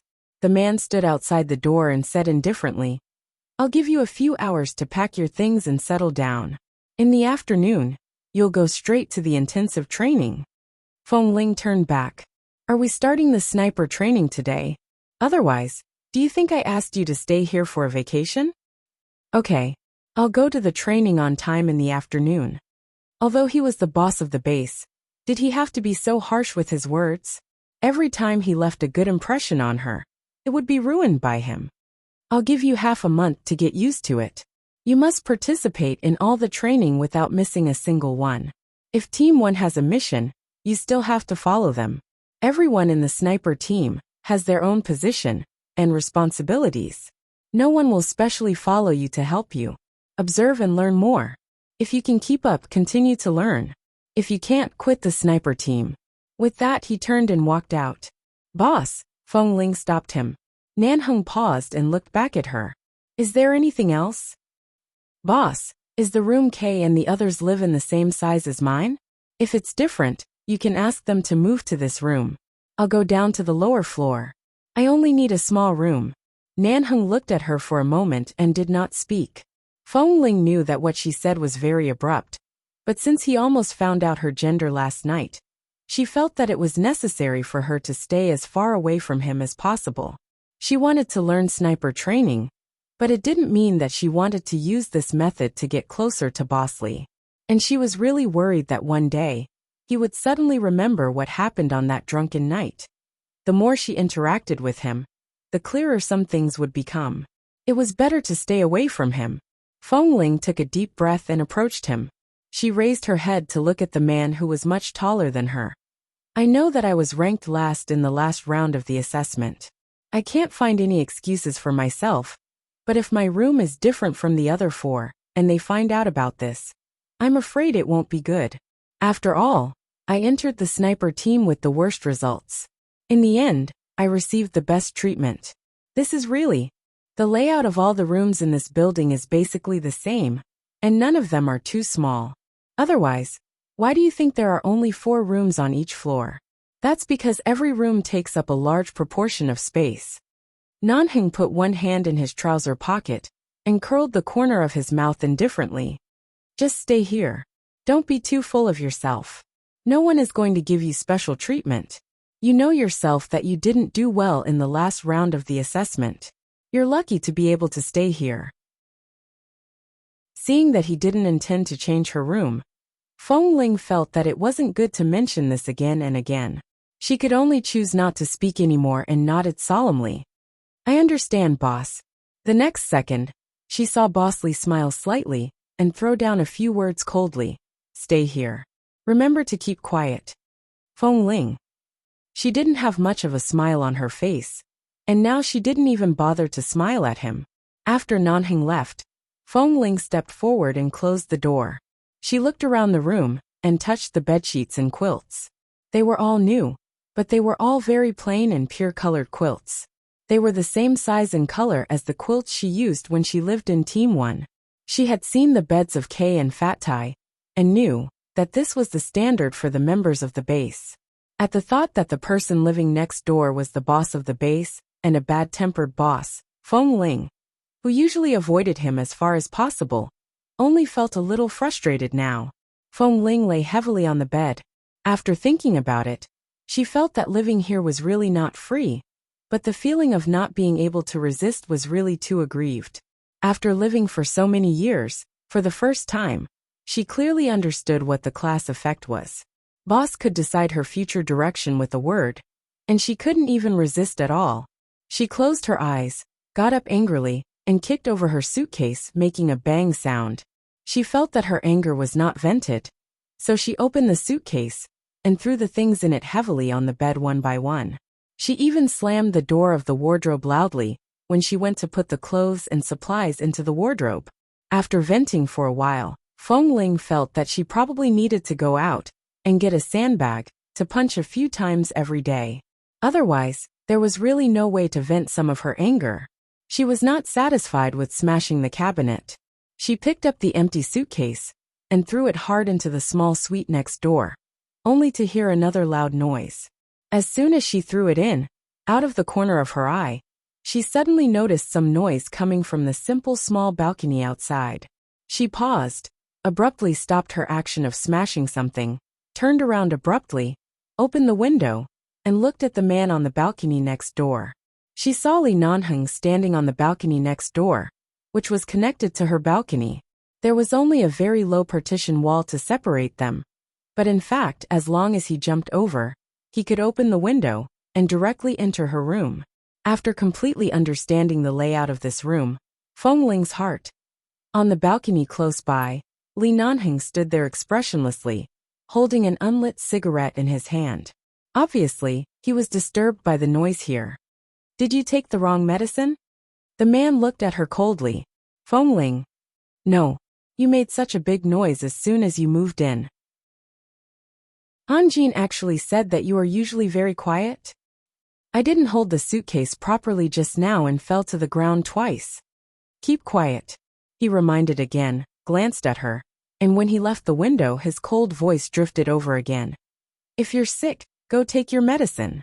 Don't mess around in the room. You're familiar with the doctors in the base's infirmary. Go take your medicine yourself. Feng Ling. She was not sick. She just watched the man disappear from the balcony, and then looked at the partition that was basically not separated by anything. Her blood pressure soared. If she really wanted to take medicine, she could probably only ask for a bottle of blood pressure medicine. She deeply felt that she should prepare a lock on this window. Otherwise, if Bosley drank too much one day, even if he couldn't enter her room through the door, It would obviously be very easy for him to enter from this window. Chapter 787. At noon, there was still an hour before the training time at 1 p.m. Feng Ling packed her things in her room and didn't go to eat.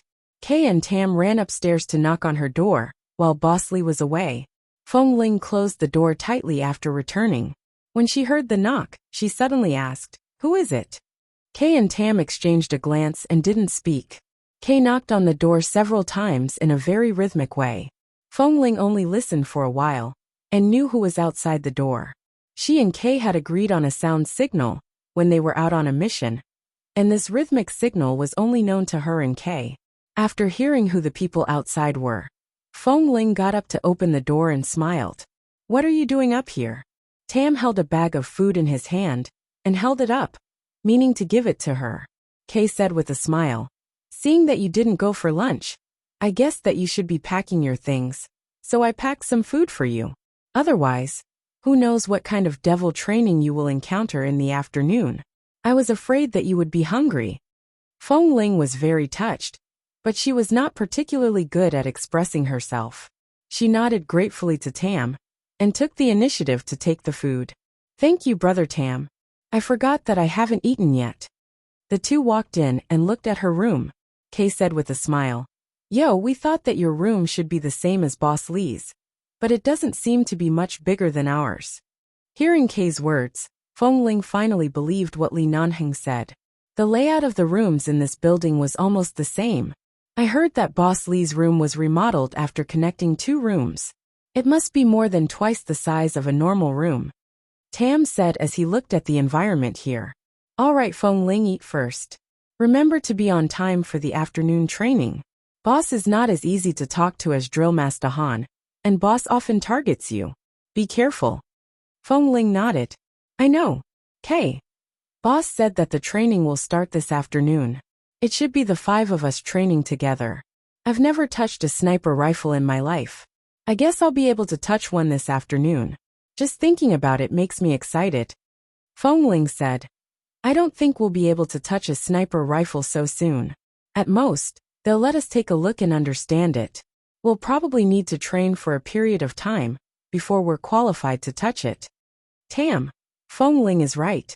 Although Boss didn't care much about us when he was in Team 1, he was strict and cautious in his actions. If we don't meet the requirements, he definitely won't let us off so easily. Not long after Feng Ling ate in the room, Xiao Su came to see her. After all, the fact that Feng Ling lived next door to Boss Lee was big news to them.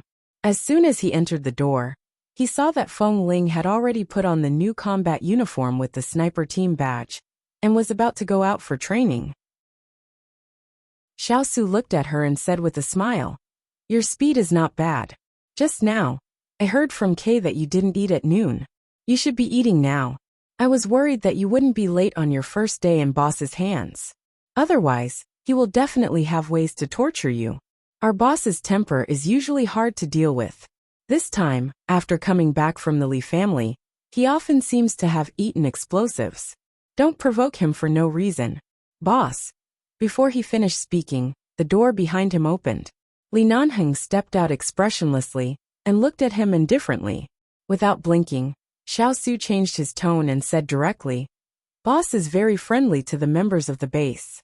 Although his attitude is harsh, he works hard and is very responsible. In fact, in private, he is also very kind to us. He is really a good boss. If 11 base loses Boss Lee, it will lose its soul and backbone." Speaking of this, Xiao Su turned his head and looked at Li Nanheng in surprise. "Oh boss, when did you come?" Then he looked chagrined. "Is there no sound at the door of Feng Ling's room? I didn't even hear when you came here, boss." Li Nanheng was very expressionless. He glanced at him coldly and turned away. Although the sniper team was directly under Nanheng, after all, there were too many things to do in the base. These 5 people were important candidates for the base to cultivate. So the deputy drill master of Team 2 was directly transferred here and became the deputy drill master of the sniper team. This deputy drill master was not proficient in everything like Han Jin, but he had deep attainments in marksmanship and long-range sniping. He was a strong long-range expert, but he was usually at a disadvantage in close combat. Han Jin was the type who was good at both long-range and close combat. The deputy drill master of Team 2 was also the most good-looking one among so many drill masters in the base. It was said that he was about 25 or 26 years old and had won the long-range shooting competition in the United States for 3 consecutive years. He had a very good personality and was very harmonious with both the superiors and subordinates. His name was Qiao Fei, a Chinese with American nationality. It was said that his family was also related to the American police. His family situation was not bad, but because of his hobby, he entered 11 base. Li Nanheng went to the conference room of the base and came back to the training ground of the sniper team. When he came back, he saw the deputy drill master Qiao Fei was teaching Feng Ling how to hold a long gun step by step. He was standing behind her and almost holding her in his arms to help her adjust the angle of holding the gun. With just a glance, Nanheng walked over expressionlessly and stood indifferently by the side of the training ground to watch this scene.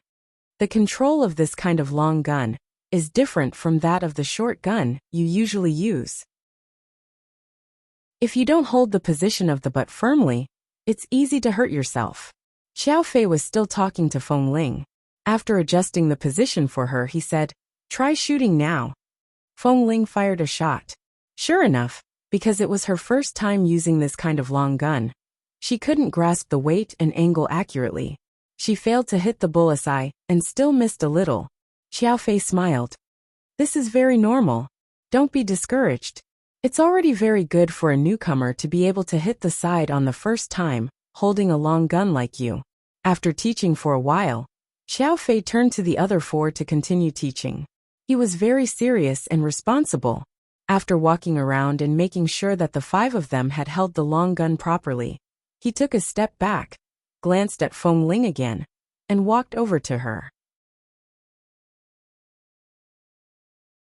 Chapter 788. My cell phone is over there. I didn't bring it with me because of training, Feng Ling said, glancing at the shelf not far away. During training, they were used to putting their electronic products or sharp objects on the shelf so that they wouldn't be too cumbersome. All right, let's continue. Qiao Fei turned and was about to pick up Feng Ling's cell phone to call himself. However, before he walked over, he suddenly heard someone sneer behind him. "Drill Master Qiao, I didn't know that you have the habit of leaving your phone number in the base. When you were in Team 2, several members waited at the entrance of the base's canteen day and night to ask for your phone number, but failed. Didn't you say that you rarely use your phone in the base?" Hearing the voice, Feng Ling looked back and saw Boss Li. She did not speak and turned back to continue training. Hearing the man's words, Qiao Fei paused slightly and restrained the smile on his face. "Boss." Nanheng had heard their entire conversation just now. When he saw Qiao Fei pause, it was obvious that he was a little embarrassed. As a man, of course he could tell what kind of thoughts Qiao Fei had at a glance. He glanced at Qiao Fei. Stay away from Feng Ling. Qiao Fei was not angry, nor did he explain. He just smiled and said, "Boss, I just want a phone number. I don't mean anything else. Look, I just joined the sniper team, right? In the past, I was used to being with those guys in Team 2. Now that I've suddenly changed to a new environment and a few newbies, I also want to familiarize myself with them and communicate with them on a daily basis. You're already very familiar with these people from Team 1, so I can only occasionally chat with them on the phone about training. Boss, when you're busy from day to night, I'll get closer to them. Isn't it perfect for me to help you take care of these 5 people and share your workload?" Li Nanheng smiled. "Take care of them? So, you also want the phone numbers of the other 4 people?" Qiao Fei paused. "I haven't had time to ask for them." Then Qiao Fei smiled again. "Boss, you're back. You continue to watch them practice. I wanted to go to the bathroom, but didn't have time. I'll go deal with it first." With that, he left without looking back. Hearing Qiao Fei's departing footsteps, Feng Ling turned back to take a look. Seeing that he had actually left, she hesitated for a moment before putting down the spear in her hand. She turned back to take a look at her phone. "Nanheng, what are you looking at? He hasn't left your number." "Feng Ling, I'm just checking the time." How long have you been training? The sky isn't even dark yet, and you're already in a hurry to check the time? Nanheng said coldly. Once you join the sniper team, you'll be trained strictly according to the sniper team's rules. The training schedule in Team 1 was different from here. You want to slack off when you just started? Feng Ling glanced at him speechlessly. First of all, it's normal for Drill Master Qiao to ask for my phone number. I don't think there's anything wrong with it. I'll send Kay's and the others' phone numbers to him. This way, it'll be convenient and less troublesome. Besides, Drill Master Qiao is very responsible. Besides, I just want to know what time it is, and how long I trained before I successfully picked up the spear. I just want to record my daily training results. The sun is right above your head. You've been in the base for so long. Don't you know how to calculate the time based on the direction of the sunlight and the projection of the target? Feng Ling took a deep breath, and then let out a long breath. Yes, boss, you're right. I'll listen to boss's teachings. From now on, I won't even touch my phone, and will completely live a caveman's life in the base. Boss, are you satisfied? Nanheng glanced at her. Do you mean that I'm too controlling, and that you don't have the freedom of a normal person? I don't dare to think like that. Feng Ling smiled and at the same time turned to leave. The moment she turned, the smile on her face disappeared. Nanheng. He didn't dare to think like that. He just didn't allow Feng Ling and Xiao Fei to exchange phone numbers. But this guy was actually more anxious than Xiao Fei. Recalling how Xiao Fei had almost held Feng Ling's waist while teaching her how to hold the spear, Nanheng coldly watched Feng Ling's back and movements as she picked up the spear again. It seemed that in the future, the meeting time had to be moved to the morning or evening. He had to personally come to the sniper team's training ground in the afternoon. The first day of training in the sniper team seemed to have returned to 2.5 years ago. Boss Lee's requirements for every member's physical fitness and arm strength were very strict. On the first day, everyone was required to run 5 laps around the base with a piece of iron weighing up to 300 kilograms in their arms. Then do push-ups without stopping in the middle, and then from pull-ups to sit-ups. There was still a huge gap between Feng Ling and the other men's physical fitness. Under such high-frequency training, her movements from the push-ups gradually slowed down. After all, when she was in Team 1, her weight was less than 100 kilograms, but now she was directly carrying a piece of iron weighing 300 kilograms in her arms. After 5 laps, her arms were already weak and powerless, but now she had to do push-ups on the ground. But she knew that the spear training was only the first step. Not everyone could carry a sniper rifle. Right now the requirements for arm strength and physical fitness were much stricter. But even so, Feng Ling did not complain about being tired, nor did she ask for a few minutes of rest. Only when Tam, Lei Peng, and the others couldn't bear it anymore, and asked for a 5-minute break to drink water, did she quietly stand by the side and rest for 5 minutes before gathering again to continue training. Even though she didn't have much strength in her arms, her training pace was consistent with the other 4.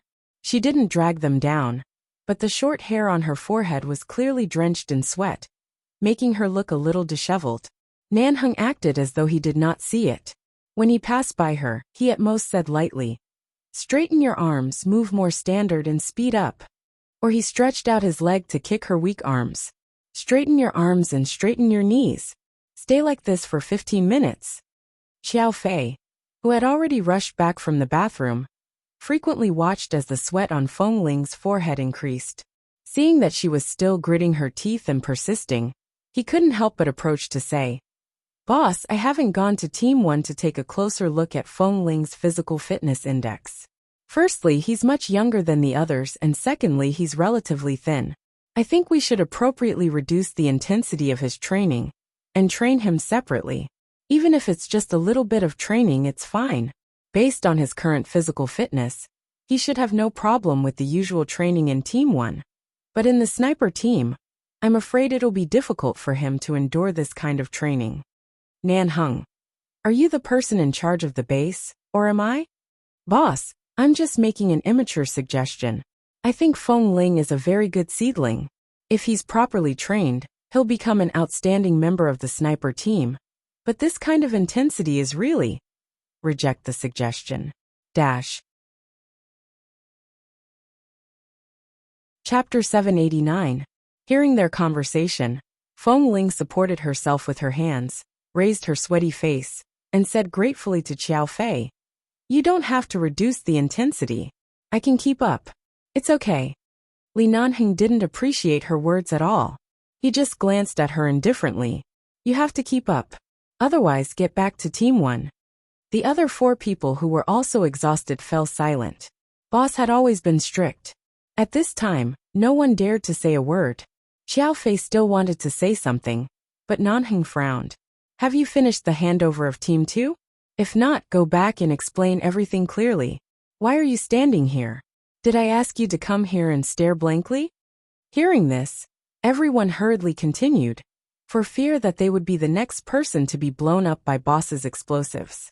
For the whole afternoon, the sniper team trained continuously for several hours. Finally, they could rest for half an hour, and then continue training. When it was dark, they went to eat, came back, continued training, and rested for another half an hour. At 9 o'clock in the evening, they could go back and officially enter their free time. Of course, these training times were not arranged by Boss Lee, but by the person in charge of the United States Police Department. As the United States was currently short of resources, such as long-range snipers, they hoped to bring in a few people who met the standards as soon as possible. At 9 o'clock sharp, the team was dismissed. Feng Ling's clothes were soaked with sweat. She looked at the other 4 people around her, and found that all of them were drenched. In fact, it was not only the sniper team who had such devilish training. Usually, the training intensity of other teams was not low, but it was indeed much higher than before. Fortunately, the 5 people persisted. It was hard to believe that in a base that stood behind the United States Police and the military, all the members repeated such training every day. But Feng Ling had been on several missions. She knew that the so-called 11 base was not just a kind of glory. Glory was just the reward under the risk. What really mattered was that every mission had a certain risk. It was just that in recent years, it had been relatively peaceful, and there were no incidents that were too dangerous to require many people's lives to be taken. The current high-intensity training was also the foundation for them to protect their lives in the future. If they couldn't even stand this, they would not be qualified to go out with the main force in the future, and then they would lose the most fundamental qualification as members of 11 base. Stamina was always the most basic requirement. Although they had dinner in the evening, they had consumed too much energy today. Kay called the other 4 people over and asked Feng Ling to eat something together. Feng Ling turned back to see that Nan Heng had not rested much in the past 10 hours. He had been training with them. She hesitated for a moment before saying, "Kay, you go with them. I ate too much tonight. I'm not hungry now." After saying that, she quickly walked in the direction that Nan Heng had left, trying to catch up to that figure. She wanted to say that since she could endure this afternoon's training, she would definitely be able to hold on in a few days. She hoped that Boss Lee would not mind what others said. She could accept all the training content, and did not need to be trained separately. Of course, she didn't want to have this privilege at all. She was originally a woman dressed as a man, so she was a sissy in the eyes of others. Some people didn't like her. If she had any special treatment because of her physical strength, she was afraid that there would be more topics of discussion in the base in the future. She didn't want to be the target of public criticism. Feng Ling's pace was very fast, but compared with Nan Heng, she still couldn't catch up with him, so she quickened her pace. She chased into the building, and saw that Boss Lee had gone upstairs. Feng Ling quickly followed up. When she reached the 2nd floor, she suddenly saw Han Jin waiting there. Nan Heng saw Han Jin, and didn't go up again. The two stood on the 2nd floor and talked. Their conversation inevitably came into Feng Ling's ears. "Did you see the message I sent you?" Han Jin asked. "Li Nanheng, yes. When I passed by outside this afternoon, I saw that you asked Feng Ling to do high-intensity training with the other 4 people. In fact, in the past 2 years, I can see that Feng Ling is a person who can endure any hardship, but from a comprehensive point of view, the other 4 are already in their 20s and strong, and Feng Ling is only 16. Such training is unfair to him. He can't bear it, but will not give up. He will definitely persist. But I don't think it will be good for him.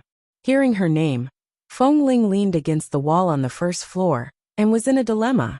If she went out, she would definitely hear something. Boss and Han Jin were both very sensitive people. They would definitely notice her movements. If she pretended to go back to her residence to rest and walked up, she would just interrupt their conversation. Before she had time to move, Nan Heng had already said, the sniper team approved her as a candidate because of her excellent ability, not because of how fast she is or how agile she is. From a comprehensive point of view, if you want her to improve, you must specialize in her weaknesses. I treat her and the other four equally. Han Jin frowned. But this is only the first day. Not to mention Feng Ling. The other four may not be able to bear it. Even if they can persist today, they may not even be able to get up tomorrow. It's another thing to push people to their limits. Do you know their limits? Nan Heng calmly and coldly interrupted him. Han Jin paused and understood what he meant. Nan Heng looked at him calmly and said lightly, I know what I'm doing. Whether it's Kay, the others, or the young Feng Ling, their limits are far more than what you see. As a member of the sniper team, they bear more hardships and dangers than other teams. At least in this team, no matter what mission they take in the future, I don't want any of the 5 people in this team to be injured or sacrificed. What is the best way to protect them? Except to make them stronger, there is no other way. After thinking for a moment, Han Jin said, This is what my dean said when I first entered the base many years ago. Indeed, at that time, I was also forced to train again and again. If it weren't for that, I wouldn't be who I am now. I think I was only 17 or 18 years old at that time. Nan Heng didn't speak anymore. Chapter 790. Speaking of which, he thought about it carefully. Perhaps they were just considerate of an excellent member like Feng Ling, and didn't want him to be forced too much. They still hoped that Feng Ling's future would be easier. But now he suddenly found that Boss Li's consideration was really the most comprehensive. At least, except that Feng Ling was indeed too burdensome, there was nothing else against him. But if there was really any special treatment, many things would not be so simple. If it's really about taking care of and being considerate of this 16-year-old boy, the best way for me to take care of him is to train him into the most qualified and excellent long-range sniper. He will do what others can do. He can only do better than others in the face of danger. Feng Ling stood on the first floor, leaning against the wall, holding his breath, and not making any movement. But at this moment, she suddenly felt that Nan Heng was the person in charge of the entire 11 base. He had unimaginable responsibilities on his shoulders. He was strict, but he also had to take care of every member and the value of everyone's existence. In the face of life and death in every mission, all the training now was the life-saving talisman of the members of 11 base. If his ability was not up to standard, he would not be qualified to participate in more missions and operations in the future. Feng Ling wouldn't feel that there was anything special about her, because she was young and disguised as a man. And Boss Li obviously didn't want to waste a talented person. Before leaving, Han Jin received a call. Because the next direction was the other side, he went straight through the corridor to the safe passage at the end of the other corridor, and went downstairs, not passing by this side. Nan Heng stayed in place for a moment, thought of something, and turned to walk down. However, as soon as he took 2 steps down, he suddenly saw the person standing against the wall a few steps below. Feng Ling's clothes were still wet. She had really sweated a lot since the afternoon, and there were fine strands of hair stuck to her forehead. However, at this moment, she didn't feel tired at all, nor did she feel that she was different from others. Even though she knew that she looked disheveled, he was right. No one knew where the limit of their physical strength was. If they could exceed it by a little, they would have a higher chance of protecting themselves. She fixed her eyes on him, and in the corridor that was lit up by the automatic sensor lights at 9 o'clock in the evening, there seemed to be light in her eyes. Nan Heng paused and suddenly stopped in his tracks. The air in the corridor seemed to freeze at this moment. He looked down at the exhausted young man leaning against the wall. Ever since Feng Ling entered the base in the past 3 years, all the hostility and indifference seemed to have turned into the most silent encouragement and trust at this moment. It was more like a pair of hands with endless driving force was silently pushing her forward. Feng Ling found that all the wariness and hatred she had for this person had turned into gratitude and trust at this moment. Nan Hung ignored the burning gaze in her eyes and asked coldly, "Who taught you to eavesdrop?" "I didn't eavesdrop. Boss, you let us live here now. Kay and the others went to eat. I'm not very hungry. After training, I wanted to come back to take a shower and rest early. Unexpectedly, I met you and Drill Master Han talking here. I was afraid to disturb you, so I stood here and didn't dare to make a sound. Since you know we're talking, why don't you leave as soon as possible? This is the proper etiquette, don't you understand?" Nan Heng's expression was as cold as ever. His attitude was even aggressive, which made it hard for people to see any warmth. Feng Ling paused, raised her hand to push away the sweaty hair in front of her forehead, and said in a low voice, "Sorry, I'll be careful in the future." Anyway, she didn't feel that he was stabbing her with his words. After hearing the conversation between him and Drill Master Han just now, Feng Ling was no longer afraid of his cold mask. She stood at the bottom of the stairs and suddenly smiled at him. "Boss, thank you for not thinking that I'm different from others because of my age and physical fitness. Thank you for letting me train with other brothers equally. And thank you for giving me this opportunity." As she spoke, the young man showed a sincere smile that he had never shown in more than 2 years, and looked at the man standing on the stairs against the light behind him. The young man's eyes were clear and shining. Nan Heng's heart suddenly skipped a beat. Ever since Feng Ling entered this world, the two of them had never had a proper conversation. If it wasn't that his words were aimed at her, it was that she was cold and distant. When the clean, delicate, and beautiful young man smiled like this, it was like a gentle breeze, brushing his heart. Nan Heng walked down silently and didn't say a word because of her words, nor did he reply. When he passed by her, he slightly tilted his head and looked at her for a moment. "Do you know how embarrassed you are now?" He threw out these cold words indifferently and left. Feng Ling. She looked down at her dirty clothes and messy collar from training, and then lowered her head to smell the sweat on her body. Even if she didn't sweat as smelly as others, she had accumulated a lot of sweat in the afternoon, and it wasn't a pleasant smell after all. But she really appreciated Boss Li's treating everyone equally, from the bottom of her heart. Feng Ling turned to his back and said, "Boss, I'm serious. In the future, no matter how much you strengthen our training in the base, if I say I'm tired or complain, I'll change my surname to yours." Li Nanheng didn't stop and said coldly, "Take my surname? In this world, the people who can take my surname are either my children or my wife." With that, the man glanced back at her indifferently. "Do I look like someone who has a son as old as you?" Feng Ling. Nan Heng was about to say the next sentence, but when he saw the boy didn't seem to understand the meaning of his words at all, he suddenly felt that there was something wrong with his brain for saying these words to a man. If he didn't want to be a son, would he want to be a wife? And AF King Man? Seeing Feng Ling's confused and obviously resistant expression to the words son and wife, Nan Heng's face became colder. Feng Ling didn't understand Boss's sensitive and unhappy heart. Originally, she wanted to express her sincerity in working hard. She also wanted to change the somewhat stiff relationship between her and Boss into a peaceful one. At the very least, she didn't always target him like this.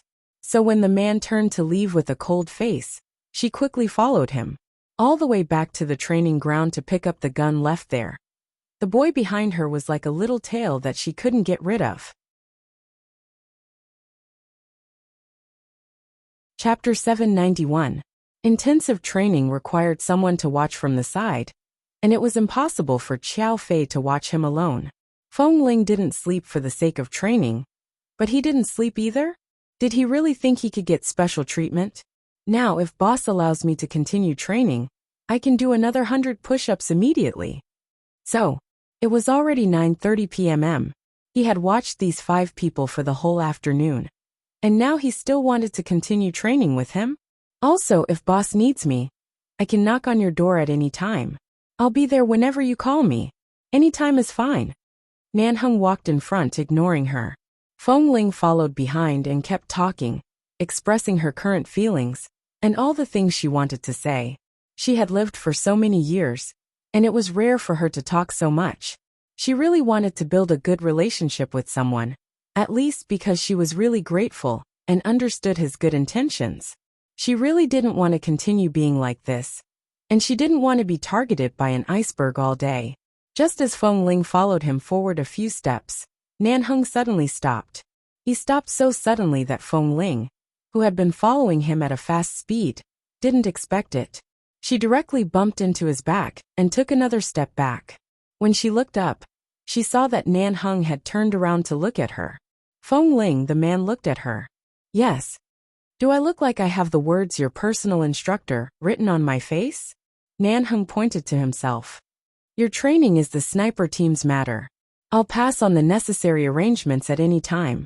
I'm not your personal nanny, nor am I your personal drill master. When you want to train, no one will care if you do 1,000 push-ups here. You don't have to drag me along. I don't really want to watch, understand? Fengling felt that boss might have misunderstood something. Perhaps she didn't express herself clearly.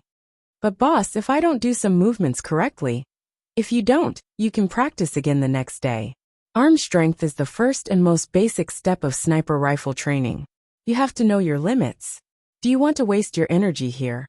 Or do you want to train with the others on time tomorrow afternoon? Only a fool would choose to do 1,000 push-ups here. Fengling followed Nanheng all the way to the base canteen. She rarely came here at such a late hour. Usually, she would come here at the normal time of 3 meals a day. She didn't expect that there would be so many people in the cafeteria, even though it was so late. Nanheng stopped at the entrance of the canteen. How long do you plan to follow me?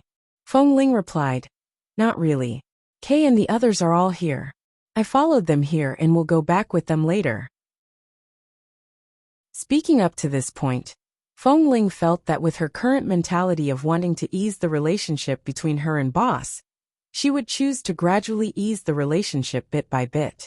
However, she couldn't control her mouth and said, Since we're already here, boss, do you want to have supper? Shall we eat together? Why should I have supper with you? Because we live on the same floor. After eating, we can go back together. Fengling's expression was calm, as if this was nothing out of the ordinary. Nanheng glanced at her. Living on the same floor isn't a reason. It's obvious that your skin is thicker than the city walls. With that, he walked away with a cold face. Fengling did not continue to follow him. She stood where she was and watched as he exuded an aura of stay away from strangers. He bypassed the noisy crowd and walked toward the senior members of Team 1, who were sitting in the innermost seats. For the first time, she lowered her posture and wanted to ease the relationship between them. But Boss Lee seemed to be very unhappy. What was he unhappy about? Was it because she had just heard his conversation on the first floor? A week later, at 2:10 in the afternoon, when the sun was hot, the 5 members of the sniper team were doing pull-ups on the training ground. This group had to do 50 pull-ups. After the 50 pull-ups, they could go to the shooting training ground to practice long guns. At present, they didn't have a chance to touch a sniper rifle. According to Boss Lee and Deputy Drill Master Xiao Fei, the 5 of them should be completely familiar with the shooting method of long guns before they were qualified to touch a real long-range sniper rifle.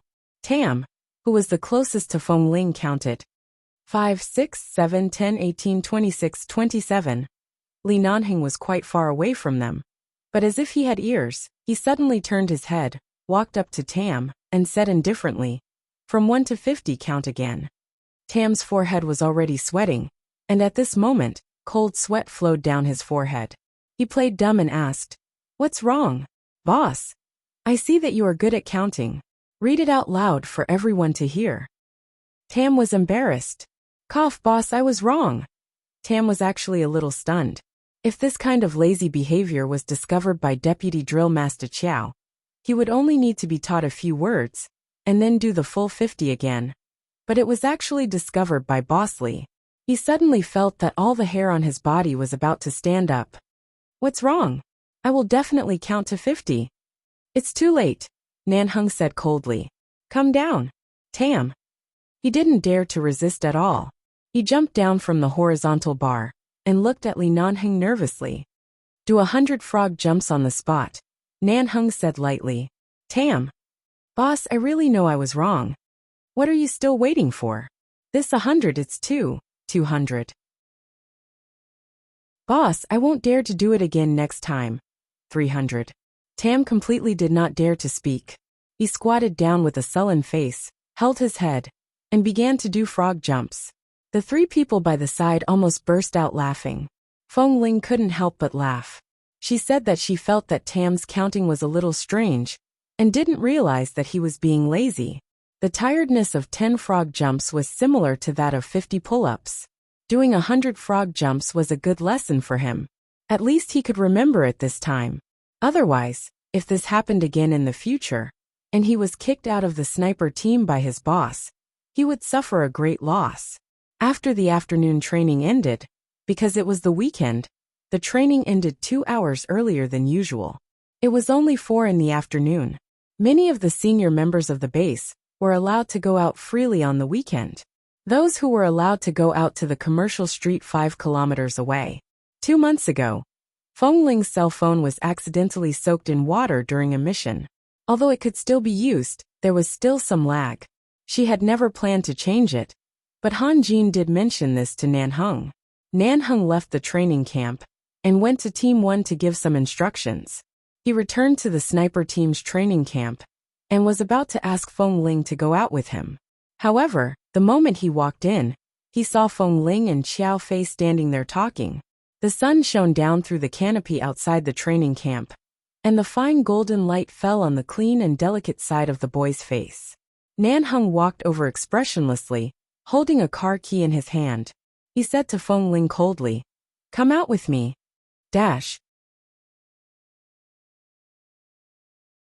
Chapter 792. Where are you going? Feng Ling looked at him in confusion. Didn't he say that today was the weekend, and he could have free time after the afternoon training? Li Nanheng still looked cold and emotionless.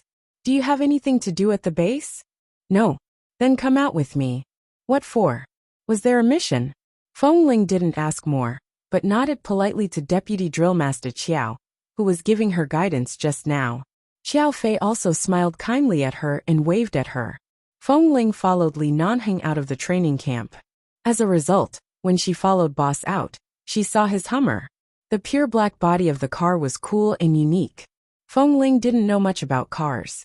She only learned from the private conversations of others in the base that Boss Li's car performance was particularly good, and this Hummer was a Polar limited edition specially made by the U.S. military.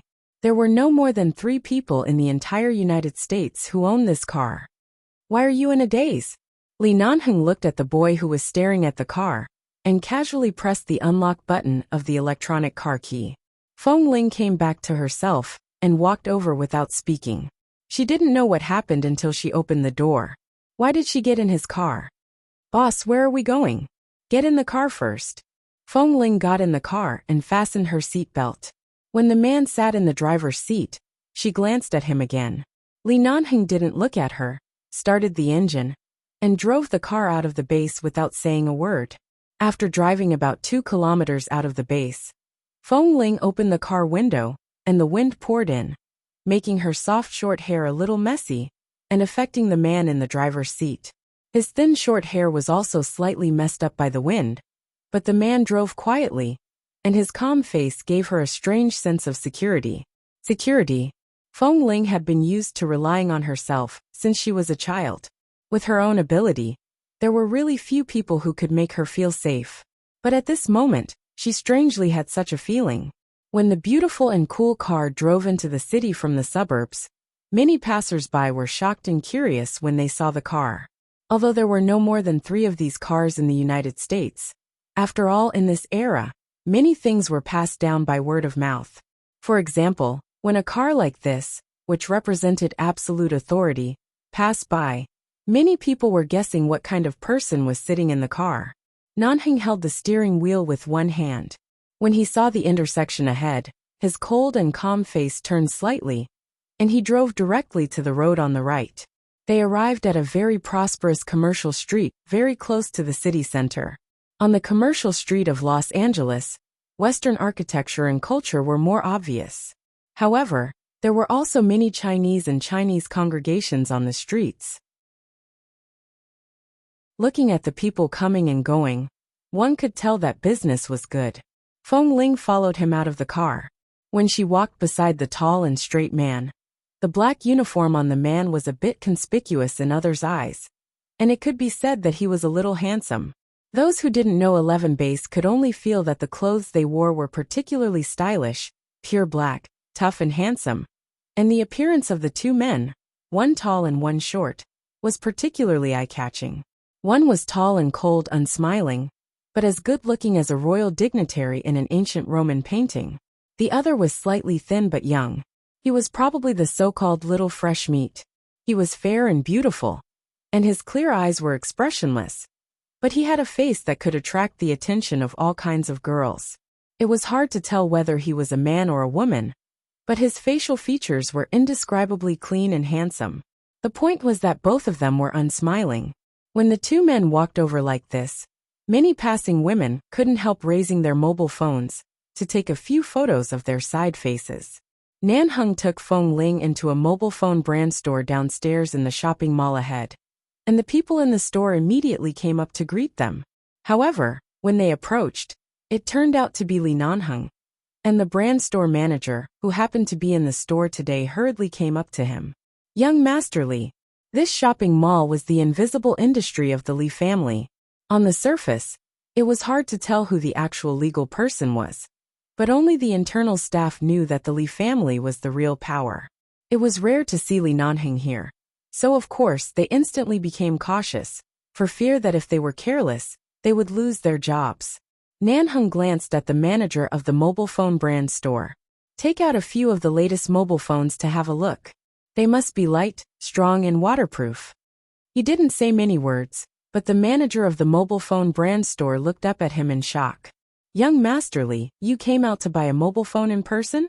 Feng Ling didn't understand what was going on. She thought he took her out of the base for something, but it turned out to be to accompany him to buy a mobile phone? Boss Li was so strong that he didn't need to ask someone to accompany him as a bodyguard. So why did he ask her to follow him out? To accompany him to buy a mobile phone? Nanheng's tone was indifferent. He tilted his head and casually pointed at Feng Ling with his chin. Feng Ling turned her head sharply and looked up at him, and the manager also secretly glanced at Feng Ling in disbelief. Young Master Li usually didn't even come out to buy his mobile phone in person. The Li family had people in charge of these daily necessities, but young Master Li specially accompanied someone to buy a mobile phone. Moreover, it was a youngster who didn't look too old. Young Master Li, there are indeed several new mobile phones this month. Let me show them to you. The manager didn't dare to be negligent. After taking a look, he turned to ask the shop assistants to put all the new mobile phones here. Boss, I have a mobile phone. I don't need to change it, Feng Ling said in a low voice when the manager turned to ask the shop assistants. As if he didn't hear her, Nanheng walked in, sat on a single sofa by the window in the store, and picked up a stack of English newspapers to read. Feng Ling had to follow him, stood by the sofa, and then turned to look at the shop assistants and managers, who were busy bringing over several new mobile phones, and lowered her body to say, I really don't need to change my mobile phone. Didn't your mobile phone get damaged after that mission? Will there be occasional signal delays and delays? This mobile phone has been used for more than 2 years. It's time to change it. Nanheng's voice was still very indifferent. Pinching the newspaper with his fingers, he said lightly, A large part of the bonus for all your missions in the past 2 years is with me. Even if I buy a mobile phone for you, it will be your own money. Don't be polite to me. Feng Ling. The bonus for her missions. Chapter 793. However, Feng Ling had no concept of money. Besides, she lived and ate in the base. She didn't know what she could do outside the base, so she rarely spent money, so she didn't care how much it was. She never thought about it. It turned out that her money had been kept by Li Nanheng. Feng Ling's expression was as complicated as it could be. Why are my mission bonuses in your hands, boss? Feng Ling was a little surprised by this matter. After all, even if she didn't have a concept of money, she had heard some rumors about Nanheng and the Li family. In short, Boss Li was definitely not a person who lacked money. It was not an exaggeration to say that he had countless mountains of gold and silver behind him. The money she earned from missions in the past 2 years was probably nothing to him. He probably didn't care about it at all. So why was her money kept by him? If I put it in your hands and the members of the base borrow money from you, will you lend it to them? Yes. What if they don't return it to you? If there is really a special reason, they won't return it. Anyway, I don't have much use for it, and I can earn more from missions in the future. When Nanheng put down the newspaper and turned to look at her, he saw that the boy was looking at him calmly. Obviously, he really had no concept of money at all. He put the newspaper aside and said lightly, "With your temper, I'm afraid that the money you earned from missions in the past 2 years will be borrowed by others. Han Jin specifically told me about your situation. He will only give you the necessary part of the bonus and keep the rest for you for the time being. However, he only has one account, so it's not convenient for him to use it. So he left your money with me. After more than 2 years, it's enough to buy a small apartment in a less prosperous area of Los Angeles. Before returning to the base, I have booked an apartment with a good geographical environment and room for appreciation. It's under your own name, and you own the right to buy and sell it. It's just nearby. Do you want to have a look after buying a cell phone?" Feng Ling didn't expect that she would have her own apartment. Nanheng glanced at him again and saw that the youth was staring at him in a daze. Clearly, he did not expect that he would have a house in just over 2 years. These worldly possessions were nothing to Nanheng, but for a person like Feng Ling, who had no one to rely on, rather than letting the money he didn't know how to spend be borrowed or cheated away by others, she might as well help him take good care of his money. At the very least, it was something that truly belonged to him. Feng Ling was silent for a long time. When Nanheng picked up the newspaper again, she stood by the sofa and said softly, "Thank you, boss." Nanheng's cold brows moved, and the corners of his mouth slowly curled into a faint smile, but he didn't look at her again. At this time, the manager of the mobile phone brand store had already brought over several new mobile phones that met their requirements. He even carried them over in a special ceremonial manner on a crystal tray covered with a red cloth. "Mr. Li, this is the new model that just arrived this month. It fully meets the requirements you just mentioned." The manager came over respectfully and said with a smile. Nanheng glanced at the mobile phones and said, "Let him choose. Buy whichever he likes." Feng Ling really didn't want to buy a mobile phone today, but Boss Li was right. After her mobile phone was soaked in water, it didn't work very well. Besides, it had been more than 2 years, and the model was indeed much older. When she was on a mission several times, her mobile phone had fallen to the ground several times, and there were traces of bumps on the corner. Kay had scolded her several times in disgust, and asked her why she hadn't changed her mobile phone. But she just said it could still be used. Why should she change it? But now that she saw so many new and beautiful cell phones in front of her, no matter how uninterested Feng Ling was in these things, she still found these phones to be much better than her old one. She couldn't help but pick up one of the most pleasing to the eye. The size was just right in her hand. The manager eagerly taught her how to use it. In just a few minutes, Feng Ling decided to buy the one in her hand. "Then I'll buy this one," she said and asked, "Are you sure it is waterproof?" "Yes, of course, Mr. Li is here. Our department store is the property of the Li family. How dare I lie to Mr. Li? And now the mobile phone industry is so developed that waterproof is just an extra feature. Don't worry, as long as it's not in an underwater area with too much pressure or too hot water, there is absolutely no problem." Feng Ling nodded. She believed that. Some very expensive watches seemed to have the same principle. As long as it was not in particularly hot water, or places with too much pressure, it would be waterproof. "Little brother, don't you want to see other models? This one is okay. It's not big or small. It's just right."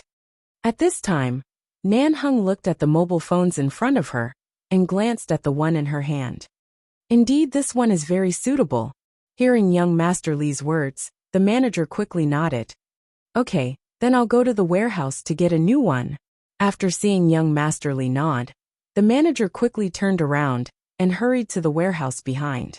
While waiting, Feng Ling had been standing by the sofa obediently. Nanheng glanced at him. You've been training in the afternoon. Now you've been standing for so long. Aren't you tired? It's okay. I'm not tired. Boss, just sit here. From his words, it seemed that Feng Ling had completely regarded him as a bodyguard. Nanheng raised his hand and pulled her arm, dragging her to sit on the sofa next to him. Feng Ling subconsciously hurriedly withdrew her hand, but when Nanheng was about to let go of her hand, he paused and looked down at her hand, which was whiter than many men's, and her neatly trimmed nails were also clean. It looked very ordinary, but her hand, which had been trained to hold levers and guns, was still so white and tender. What kind of physique did this boy have? He had been exposed to the wind and rain in the base for so long, but he was still so tender? His hand only stayed on Feng Ling's hand for a few more seconds before he let go and said softly, after buying the cell phone, "Do you want to go to your apartment to have a look?" Chapter 794. Seeing that Feng Ling clearly didn't understand the ways of the world, but he was always sensible, Nanheng glanced at him again. The corners of his mouth unconsciously turned up, and his mood became much better. Do you want to go back to the base cafeteria for dinner? Or do you want your boss to treat you to something good nearby? As long as I'm full, anything is fine.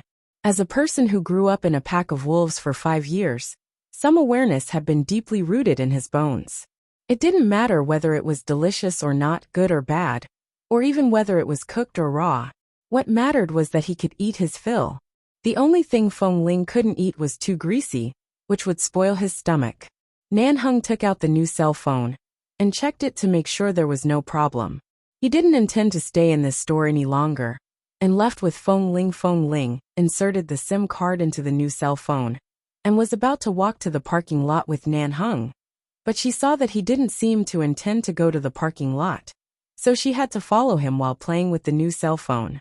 Nanheng was going to take Feng Ling to have a meal nearby before going back. It was indeed dark, and it was already 6:40 p.m., just the time for dinner. Just as the two of them walked to the intersection behind the commercial street, suddenly, an old woman shouted anxiously, "Help me! Help me!"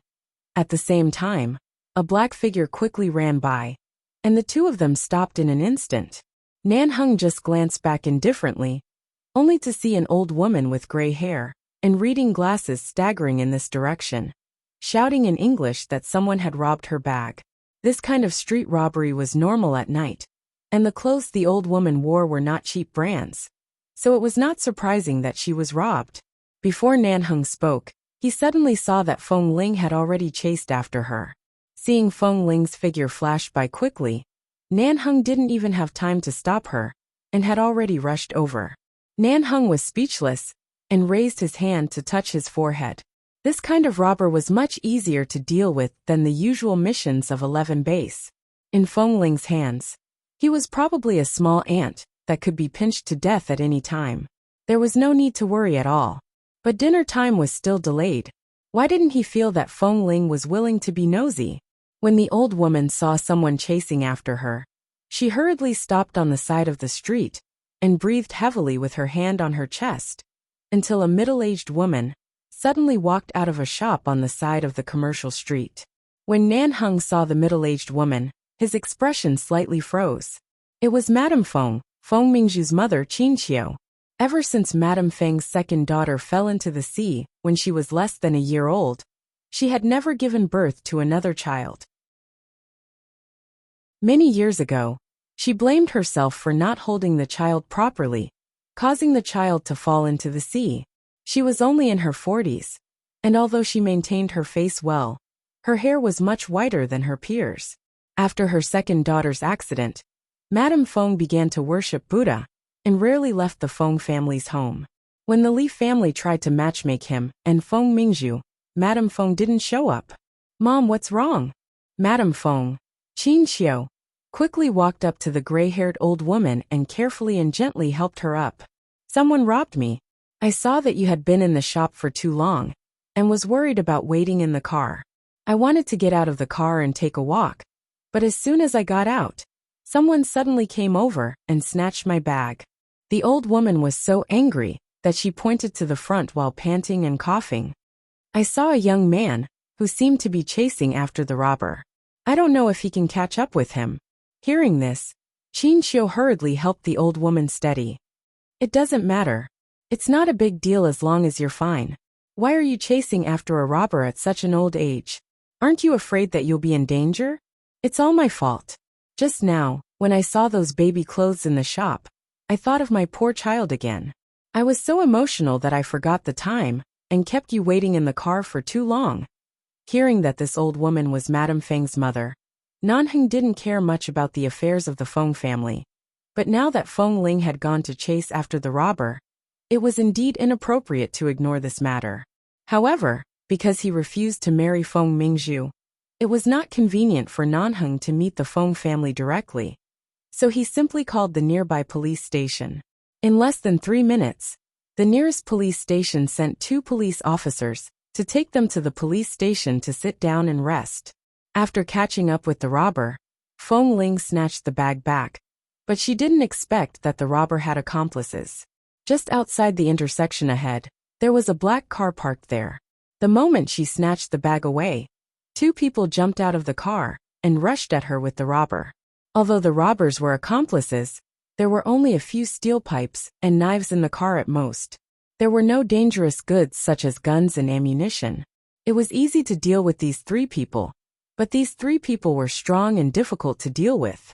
By the time all 3 of them were beaten to the ground, more than 10 minutes had passed. Feng Ling checked the bag in her hand again, looked coldly at the 3 people lying on the ground with bruised noses and swollen faces, and took out her cell phone to call the police. After making sure that the police would come soon, she took the bag and went back the way she came. When she went back, she saw 2 people in police uniforms beside Nanheng talking to him. She thought that with Boss Li's character, he wouldn't care about this kind of thing, but she didn't expect that he also called the police. She walked over and handed the bag to the 2 police officers. "The robbers are at the intersection. Other police officers have already gone over to arrest them. I've also recovered the bag for the old woman. Please send this bag back to her." Nanheng took a look at her and saw that there was no injury on her face. She ran here without blushing or gasping for breath. Sure enough, such a long period of physical training was not in vain. After the 2 policemen recognized Nanheng, they knew that the person who helped them to deal with the robbers was from 11 Base. They immediately turned to Feng Ling. "Since you recovered this bag for the old woman just now, you should take it back to her and let her see who helped her. We don't dare to take this credit." "There's no need. It's just a bag. The things in it should be very important to the old woman. Otherwise, she wouldn't have chased after it so desperately," Feng Ling said calmly. "I won't go. It's okay to go and have a look." Nanheng leaned against a statue in the middle of the commercial street with a cold look and smiled faintly. "It's rare for me to take you out for a walk, and you performed a heroic act on the spot. Since you've done a good deed, it's good to give the bag back to him. Otherwise, the old man will probably come to you to thank you. It's better for you to go there directly than to let such an old man come to you in person.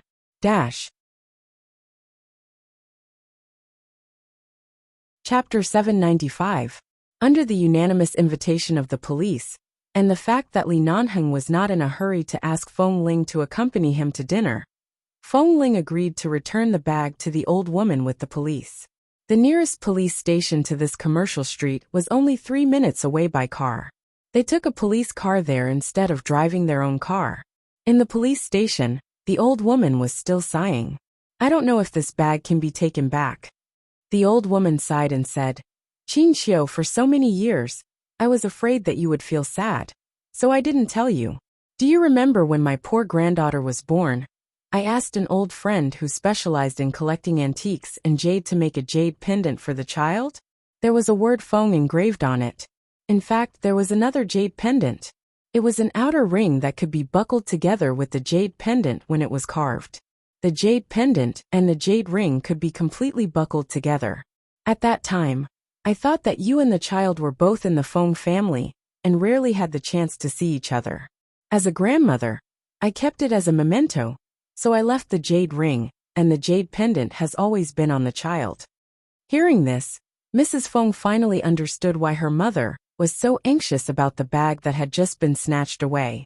After the child fell into the sea, I was really sad and could only look at the jade pendant in a daze every day. I was used to wearing it or putting it in my bag every day, and putting it on my pillow every night before going to bed. Only when I looked at it could I sleep well. Otherwise, in my dreams, there were always all kinds of terrible scenes of the child being swallowed by the waves. The old woman said with red eyes, "If this bag can't be taken back, I'm afraid the jade pendant will never come back. How can I live in the future? I'm afraid I can't even sleep." Mom, if you didn't mention it, I really didn't know you had such a thought. Qin Xiu sat next to her and sighed. The old woman's eyes were red as she said, "I was afraid that you would be sad. You cried until you fainted again and again in the past few years. How could I mention anything about this child to make you sad? But after all, the bone is connected to the heart. You are my daughter, and the child who fell into the sea is your daughter. This blood is connected to blood. Every night when I close my eyes, I see the poor child floating back and forth in the sea. This pain in my heart is unbearable." Just as the mother and daughter were sitting in the tea room of the police station and feeling sad, a police car stopped outside. Feng Ling got out of the car and looked in the direction of the police station. She hesitated and heard Nan Heng say, "Go in by yourself. I'll wait for you outside." She turned back to see that Nan Heng had also gotten out of the car. He casually leaned against the car door, his posture as cool as a breeze. He glanced at her as he cocked his head to light a cigarette. With one hand in his trouser pocket, he coldly glanced at her from the side. "What? Do you need me to accompany you in for this kind of thing?" Seeing that Boss Lee was not impatient at all, nor did he scold her for meddling in other people's business today, Feng Ling glanced at him again and turned to follow the two policemen into the police station. Nan Heng held a cigarette, and his cold face was as handsome as a ghost. He narrowed his eyes slightly and glanced at Feng Ling's back. A police officer came out from inside and saw him. After asking the two policemen and Feng Ling in front of the door, he hurriedly came out to greet him. "Mr. Lee, I'm sorry to bother you with this kind of thing." Nan Heng just glanced in the direction of the main entrance of the police station. "It's not me. The one who helped you catch the robbers is the one who just went in." "Then who is he?" Nan Heng flicked the cigarette ash. "My disciple." Disciple. 11 Base had a lot of contacts with the police in the United States. Most people who knew their base knew how difficult it was to deal with Li Nanheng. Many people wanted him to teach them something in person, but no matter what method they used, they couldn't get a word of advice from him. It was said that even the most powerful Team 1 of 11 Base didn't have the good luck to be personally invited by Li Nanheng to train them. However, as outsiders, they only heard rumors, and these rumors were old news from many years ago. But now they suddenly heard this man in front of them admit that he had a disciple. It seemed that the boy who just went in was definitely not simple.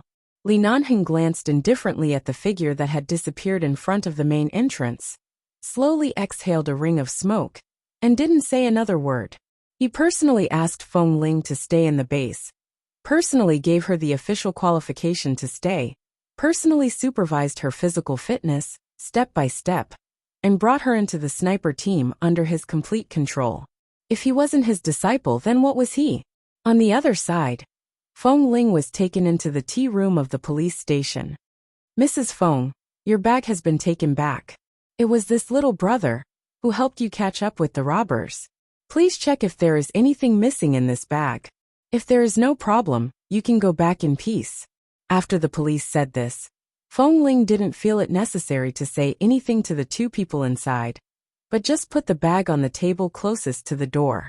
Then she still didn't say much, but just nodded expressionlessly to the middle-aged woman and the old woman, who turned to look at her. Forget it, she turned to leave. The old woman first looked at her bag. Seeing that her bag was safely put there, the next moment, she turned to look at the person in front of the door, and her expression immediately stiffened. Wait. Feng Ling paused and looked back at the old woman. The other two policemen in front of the door also thought there was something wrong and looked inside suspiciously. Wait a minute, you are. The old woman's expression was a bit stiff, and there seemed to be some indescribable surprise in her eyes. She looked at Feng Ling's face, and her eyes gradually became filled with disbelief. She looked at Feng Ling, and then at Qin Xiu, who was also stunned. You. Feng Ling didn't understand the old woman's excited and surprised expression. She looked at the middle-aged woman next to her for a moment, and then looked back at the old woman. Is there something wrong with this bag? Feng Ling said lightly. I just took it back and didn't open it. Do you want to come over and check it first?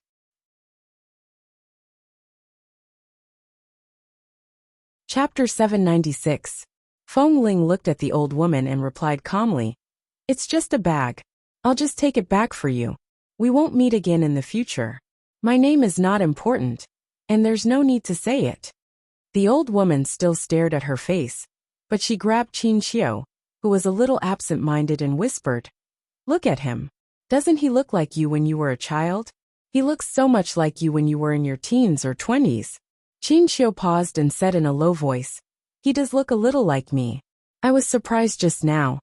Look a little like you? You've almost forgotten what you looked like when you were young.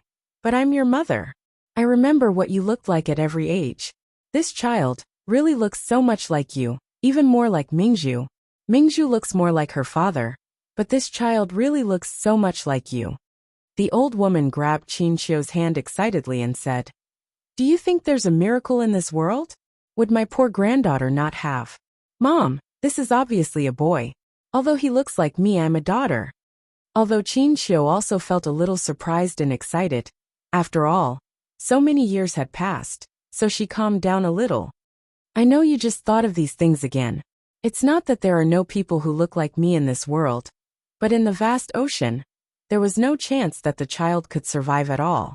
If it weren't for this, how could I have been chanting sutras and worshipping Buddha all these years? I just wanted to release my poor child from purgatory. But my child is a daughter, a lovely little princess. Mom, don't think a person who looks a little like me is a miracle. No, he really looks like you. The old woman was still very excited, and her eyes were fixed on Feng Ling. Being stared at by this old woman, Feng Ling's hair seemed to stand on end. She couldn't tell what she was feeling.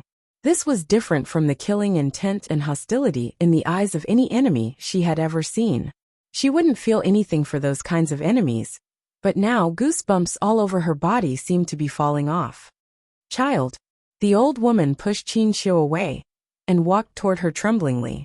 She reached out to hold her hand, but Feng Ling abruptly moved her hand back and looked at the old woman in front of her warily and keenly. Even though she was an old woman, she still disliked the touch of strangers. Seeing that the child in front of her didn't seem to like being touched, and that her eyes were very cold and sharp, the old woman relaxed a little.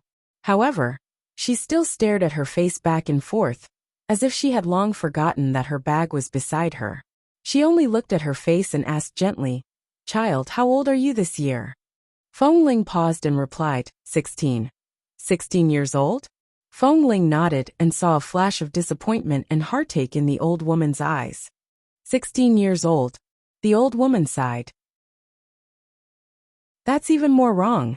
My granddaughter should be 17 years old according to her birthday. Feng Ling didn't speak. She wasn't very sure about her age.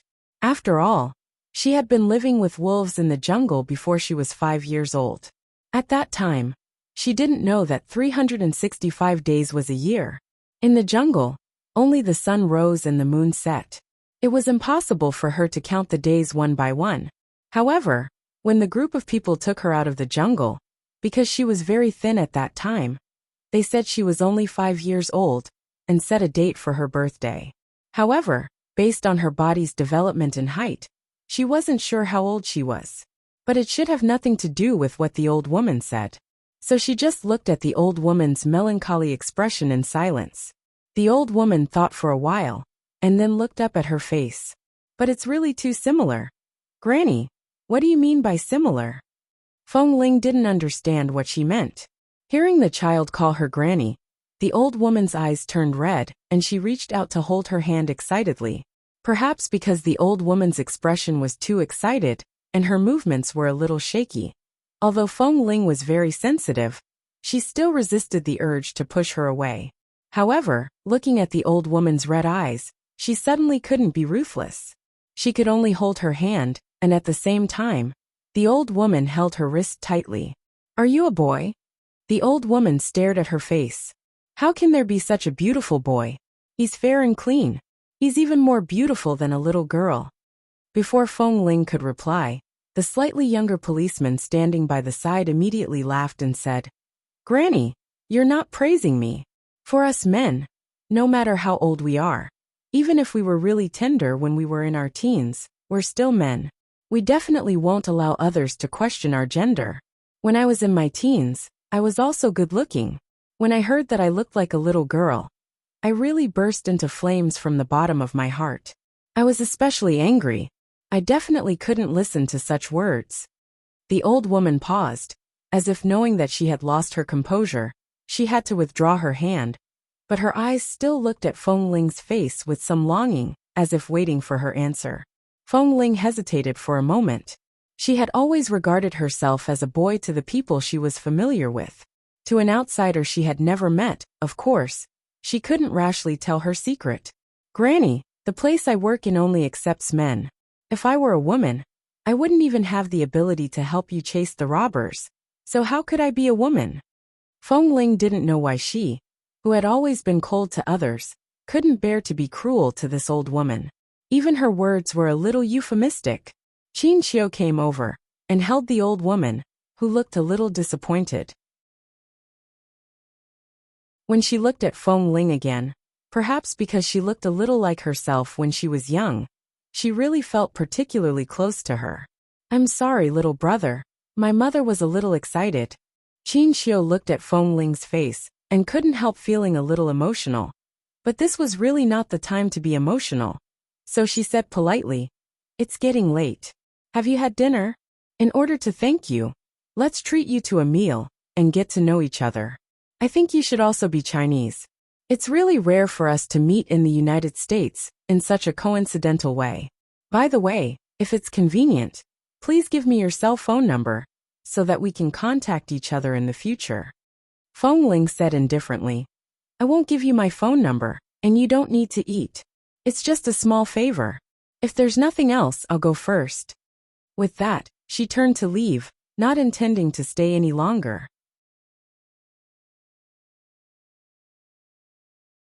Chapter 797. Little brother, you see my mother is already so old. It's rare for her to meet a young man who can make her feel congenial. Qin Xiu looked at Feng Ling's back and said gently, Let's have dinner together. It won't take up much of your time. Let's eat near the police station, okay? Mrs. Feng hasn't been out of the Feng family for many years. I didn't expect that you came out today to accompany your mother. Suddenly, a voice came from the front door. Sure enough, no matter how old you are, filial piety comes first. In the blink of an eye, Qin Xiu saw the tall and straight figure enter her line of sight. At first, she didn't recognize him, but when she took a closer look, she remembered that she had seen a profile photo on her eldest daughter's phone. She immediately stared at him in confusion and asked uncertainly, You are Li Nanheng. Nanheng calmly glanced in Madame Feng's direction and slowly spat out these indifferent words. Mrs. Feng was surprised. Why are you here, Mr. Li? I'm passing by. Nanheng didn't explain much. He casually put his hand in his trouser pocket and said indifferently, The little brother in front of you is my man. Madame Feng was startled for a moment. She then looked at this extraordinarily handsome man, and at the same time, her gaze fell on the youth who had already walked to her side. After looking at them for a while, her gaze once again fell on Nanheng's face. When the Feng family took Feng Mingzhu to the Li family as a guest, although Mrs. Feng didn't go, she later learned that Nanheng didn't agree to marry her eldest daughter, Feng Mingzhu. The elders of the Li family and the Feng family were more open-minded. Originally, it was just a casual agreement, but the elders on both sides had always kept their promises. Neither side was willing to do anything unkind and unjust, so they didn't want to get married. But she didn't know how the old man of the Li family and the old man of the Feng family talked at that time. In the end, she actually suggested that Li Nanheng should marry her second daughter's cenotaph to the Li family in a few years. This way, it wouldn't be considered a violation of the agreement, and it would also be a perfect explanation for the life of her daughter, who had left before the age of 1. At the very least, this way, her second daughter would not exist at this time. This decision angered Madame Feng for a long time. Her most precious second daughter had passed away before the age of 1. She carefully protected all the clothes her child had worn in the year she was born, and used those clothes to build a cenotaph to commemorate her child. She only wanted to keep everything related to her child in this world by her side, and carefully protect it. But she didn't expect that the old masters of these two families were so senile. How could they marry off her precious children who had passed away for so many years in such a way? In the past 2 years, this matter had been a thorn in Madame Feng's heart. On the one hand, this Li Nanheng refused to marry her eldest daughter. And on the other hand, this Li Nanheng actually dared to marry her second daughter, who had passed away many years ago. All along, she had been wondering what kind of person this only son of the Li family was.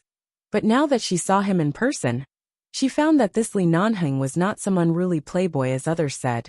Nor was he some rascal young master who casually joked about marrying her second daughter. On the contrary, this handsome and indifferent man had an unconcealable solemn aura. He was definitely not the unruly playboy she once thought. Such a man who looked like he couldn't be more serious. What kind of tone and mood did he use to say that he would rather marry her second daughter's cenotaph than marry her eldest daughter? Madame Feng stared at Li Nanheng for a long while because her mother had been paying attention to Feng Ling's face. At this moment, she even wanted to go over and hold the child's hand. Madame Feng came back to herself, held her mother by her side, and after thinking for a while, she said politely, "So this little brother is Mr. Li's man. So he is from your 11 base?" The Feng family and the Li family had been friends for many years, so she naturally knew the Li family's background very well. It was not surprising that Madame Feng knew the existence of 11 base. Nanheng looked sideways, glanced at Feng Ling who walked to his side, and obviously didn't intend to stay for long, and smiled slightly. This is Madame Feng, and the one next to her should be her mother. Speaking of this, Nanheng lowered his eyes and said in a voice that only Feng Ling could hear, "What a coincidence, your surname is also Feng." Feng Ling didn't find this coincidence strange. Although in the United States, Chinese people were a minority, and the surname Feng was also very rare, she didn't even know who her parents were, or what her real surname should be. So this coincidence could only be a coincidence to her, and had no other meaning. "Boss, the bags have been brought back for them. Let's go." Feng Ling couldn't resist the various complicated emotions and expectations in the old woman's eyes, and she felt that her heart was inexplicably sour. She raised her eyes to look at the man who was much taller than her. "It's just a favor. There's no need to say too much to them here. Now you know there's trouble? Just now I saw that you were faster than anyone else when you were chasing the robbers," Nanheng said and patted her on the head. Feng Ling. How could they be confused? She didn't usually care about other people's business. If it weren't for the fact that the old woman was struggling and anxious to chase the robbers, she instinctively went forward to help, or she wouldn't have bothered to care about this kind of business. Madame Feng walked up to them with the help of the old woman. "Mr. Li, since we are all acquaintances, and this little brother is also one of your people, we should sincerely thank you. You haven't had dinner yet, have you? Let's have dinner together. It's our treat." Nanheng's hand was still in his trouser pocket. He tilted his head and looked at Feng Ling mildly. "Do you want to eat?" Feng Ling was about to say no when Madame Feng spoke again. "In addition, when the Feng family visited the Li family last time, I didn't go with them. This is also a pity. It's rare to coincidentally meet Mr. Li here today. Let's have a meal together." Hearing that Madame Feng and Nanheng seemed to know each other, and seemed to have some kind of relationship, Feng Ling immediately choked back the words of refusal. She turned to look at the two people, but felt that there was no reason for her to ask what Nanheng's relationship with them was. The moment she turned, she met the old woman's gaze on her.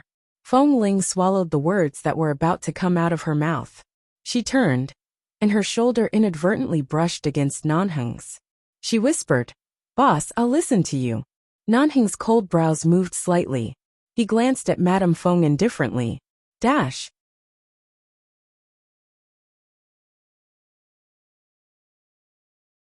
Hearing such an answer, Nanheng's expression did not change, but the corners of his mouth slightly curled. The waiter of the restaurant came to order, but Nanheng was not interested in ordering. Mrs. Feng and the old woman also insisted that Feng Ling order. So Feng Ling chose 2 light vegetarian dishes on the menu, and then put the menu in front of Mrs. Feng and the old woman. Seeing the 2 dishes that Feng Ling ordered, the old woman said with a smile, "Qin Qiu, this child likes to eat light vegetarian dishes just like you." Yes, Qin Qiu knew what her mother meant by this. Perhaps it was because the boy in front of her really hit it off with them. They were so faded, so alike, and even their tastes were similar.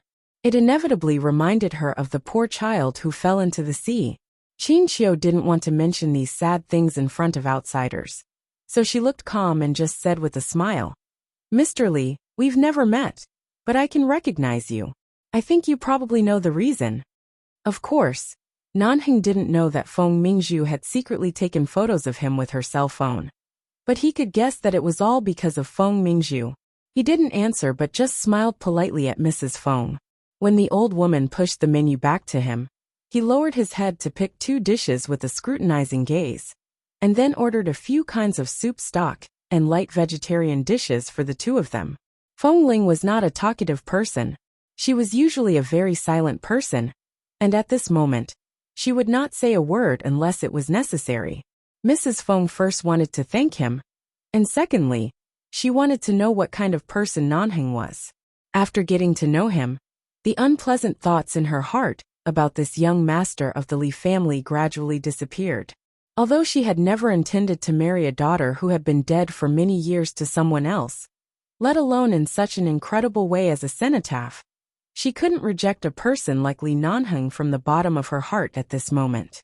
If the Li family and the Feng family still had this idea, if Nanheng really planned to marry her daughter, who had died many years ago, at least in a sense, it meant that her daughter had always existed in many people's hearts and had never disappeared. If they really had to go to this step, Qin Qiu thought that maybe she wouldn't hysterically refuse him again. If her second daughter was still alive in this world, she would definitely like such a man.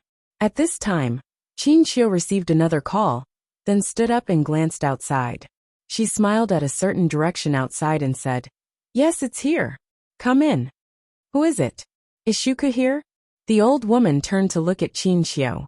Qin Qiu nodded with a smile, and then explained to Nanheng and Feng Ling, "Today, I accompanied my mother out for a walk. My little niece just came back from studying in the UK a few days ago, and returned to Los Angeles today. We made an appointment to meet here, but we didn't expect that a robbery happened, so it was delayed until now. My niece also came to sit down and have some food with us." The old woman said on the side, "Oh, that girl Shuku is too talkative and noisy. Just let her wait at home. Why did you make an appointment here?" Mrs. Feng smiled. "She has been studying in the UK for so long, and you haven't seen your granddaughter for 2 or 3 years. It's not easy for her to find time to come back to see you. Isn't it because that girl Shuku is filial? Why do you dislike her?" As they spoke, the door of the restaurant had been opened, and a young but beautiful girl walked in quickly. The girl was wearing a baseball cap and a light-colored women's baseball uniform. She casually put a casual backpack on one shoulder and wore a pair of white sneakers. She looked energetic and came straight over. "You're tuning in to the Dreamy Chapters YouTube channel. We're so grateful for your support, and don't forget to subscribe to join us on this incredible journey through captivating stories. Your generosity through donations truly makes a world of difference, as it's the primary source of revenue that allows me to expand and enhance this channel for you. Thank you from the bottom of my heart for being a part of this adventure.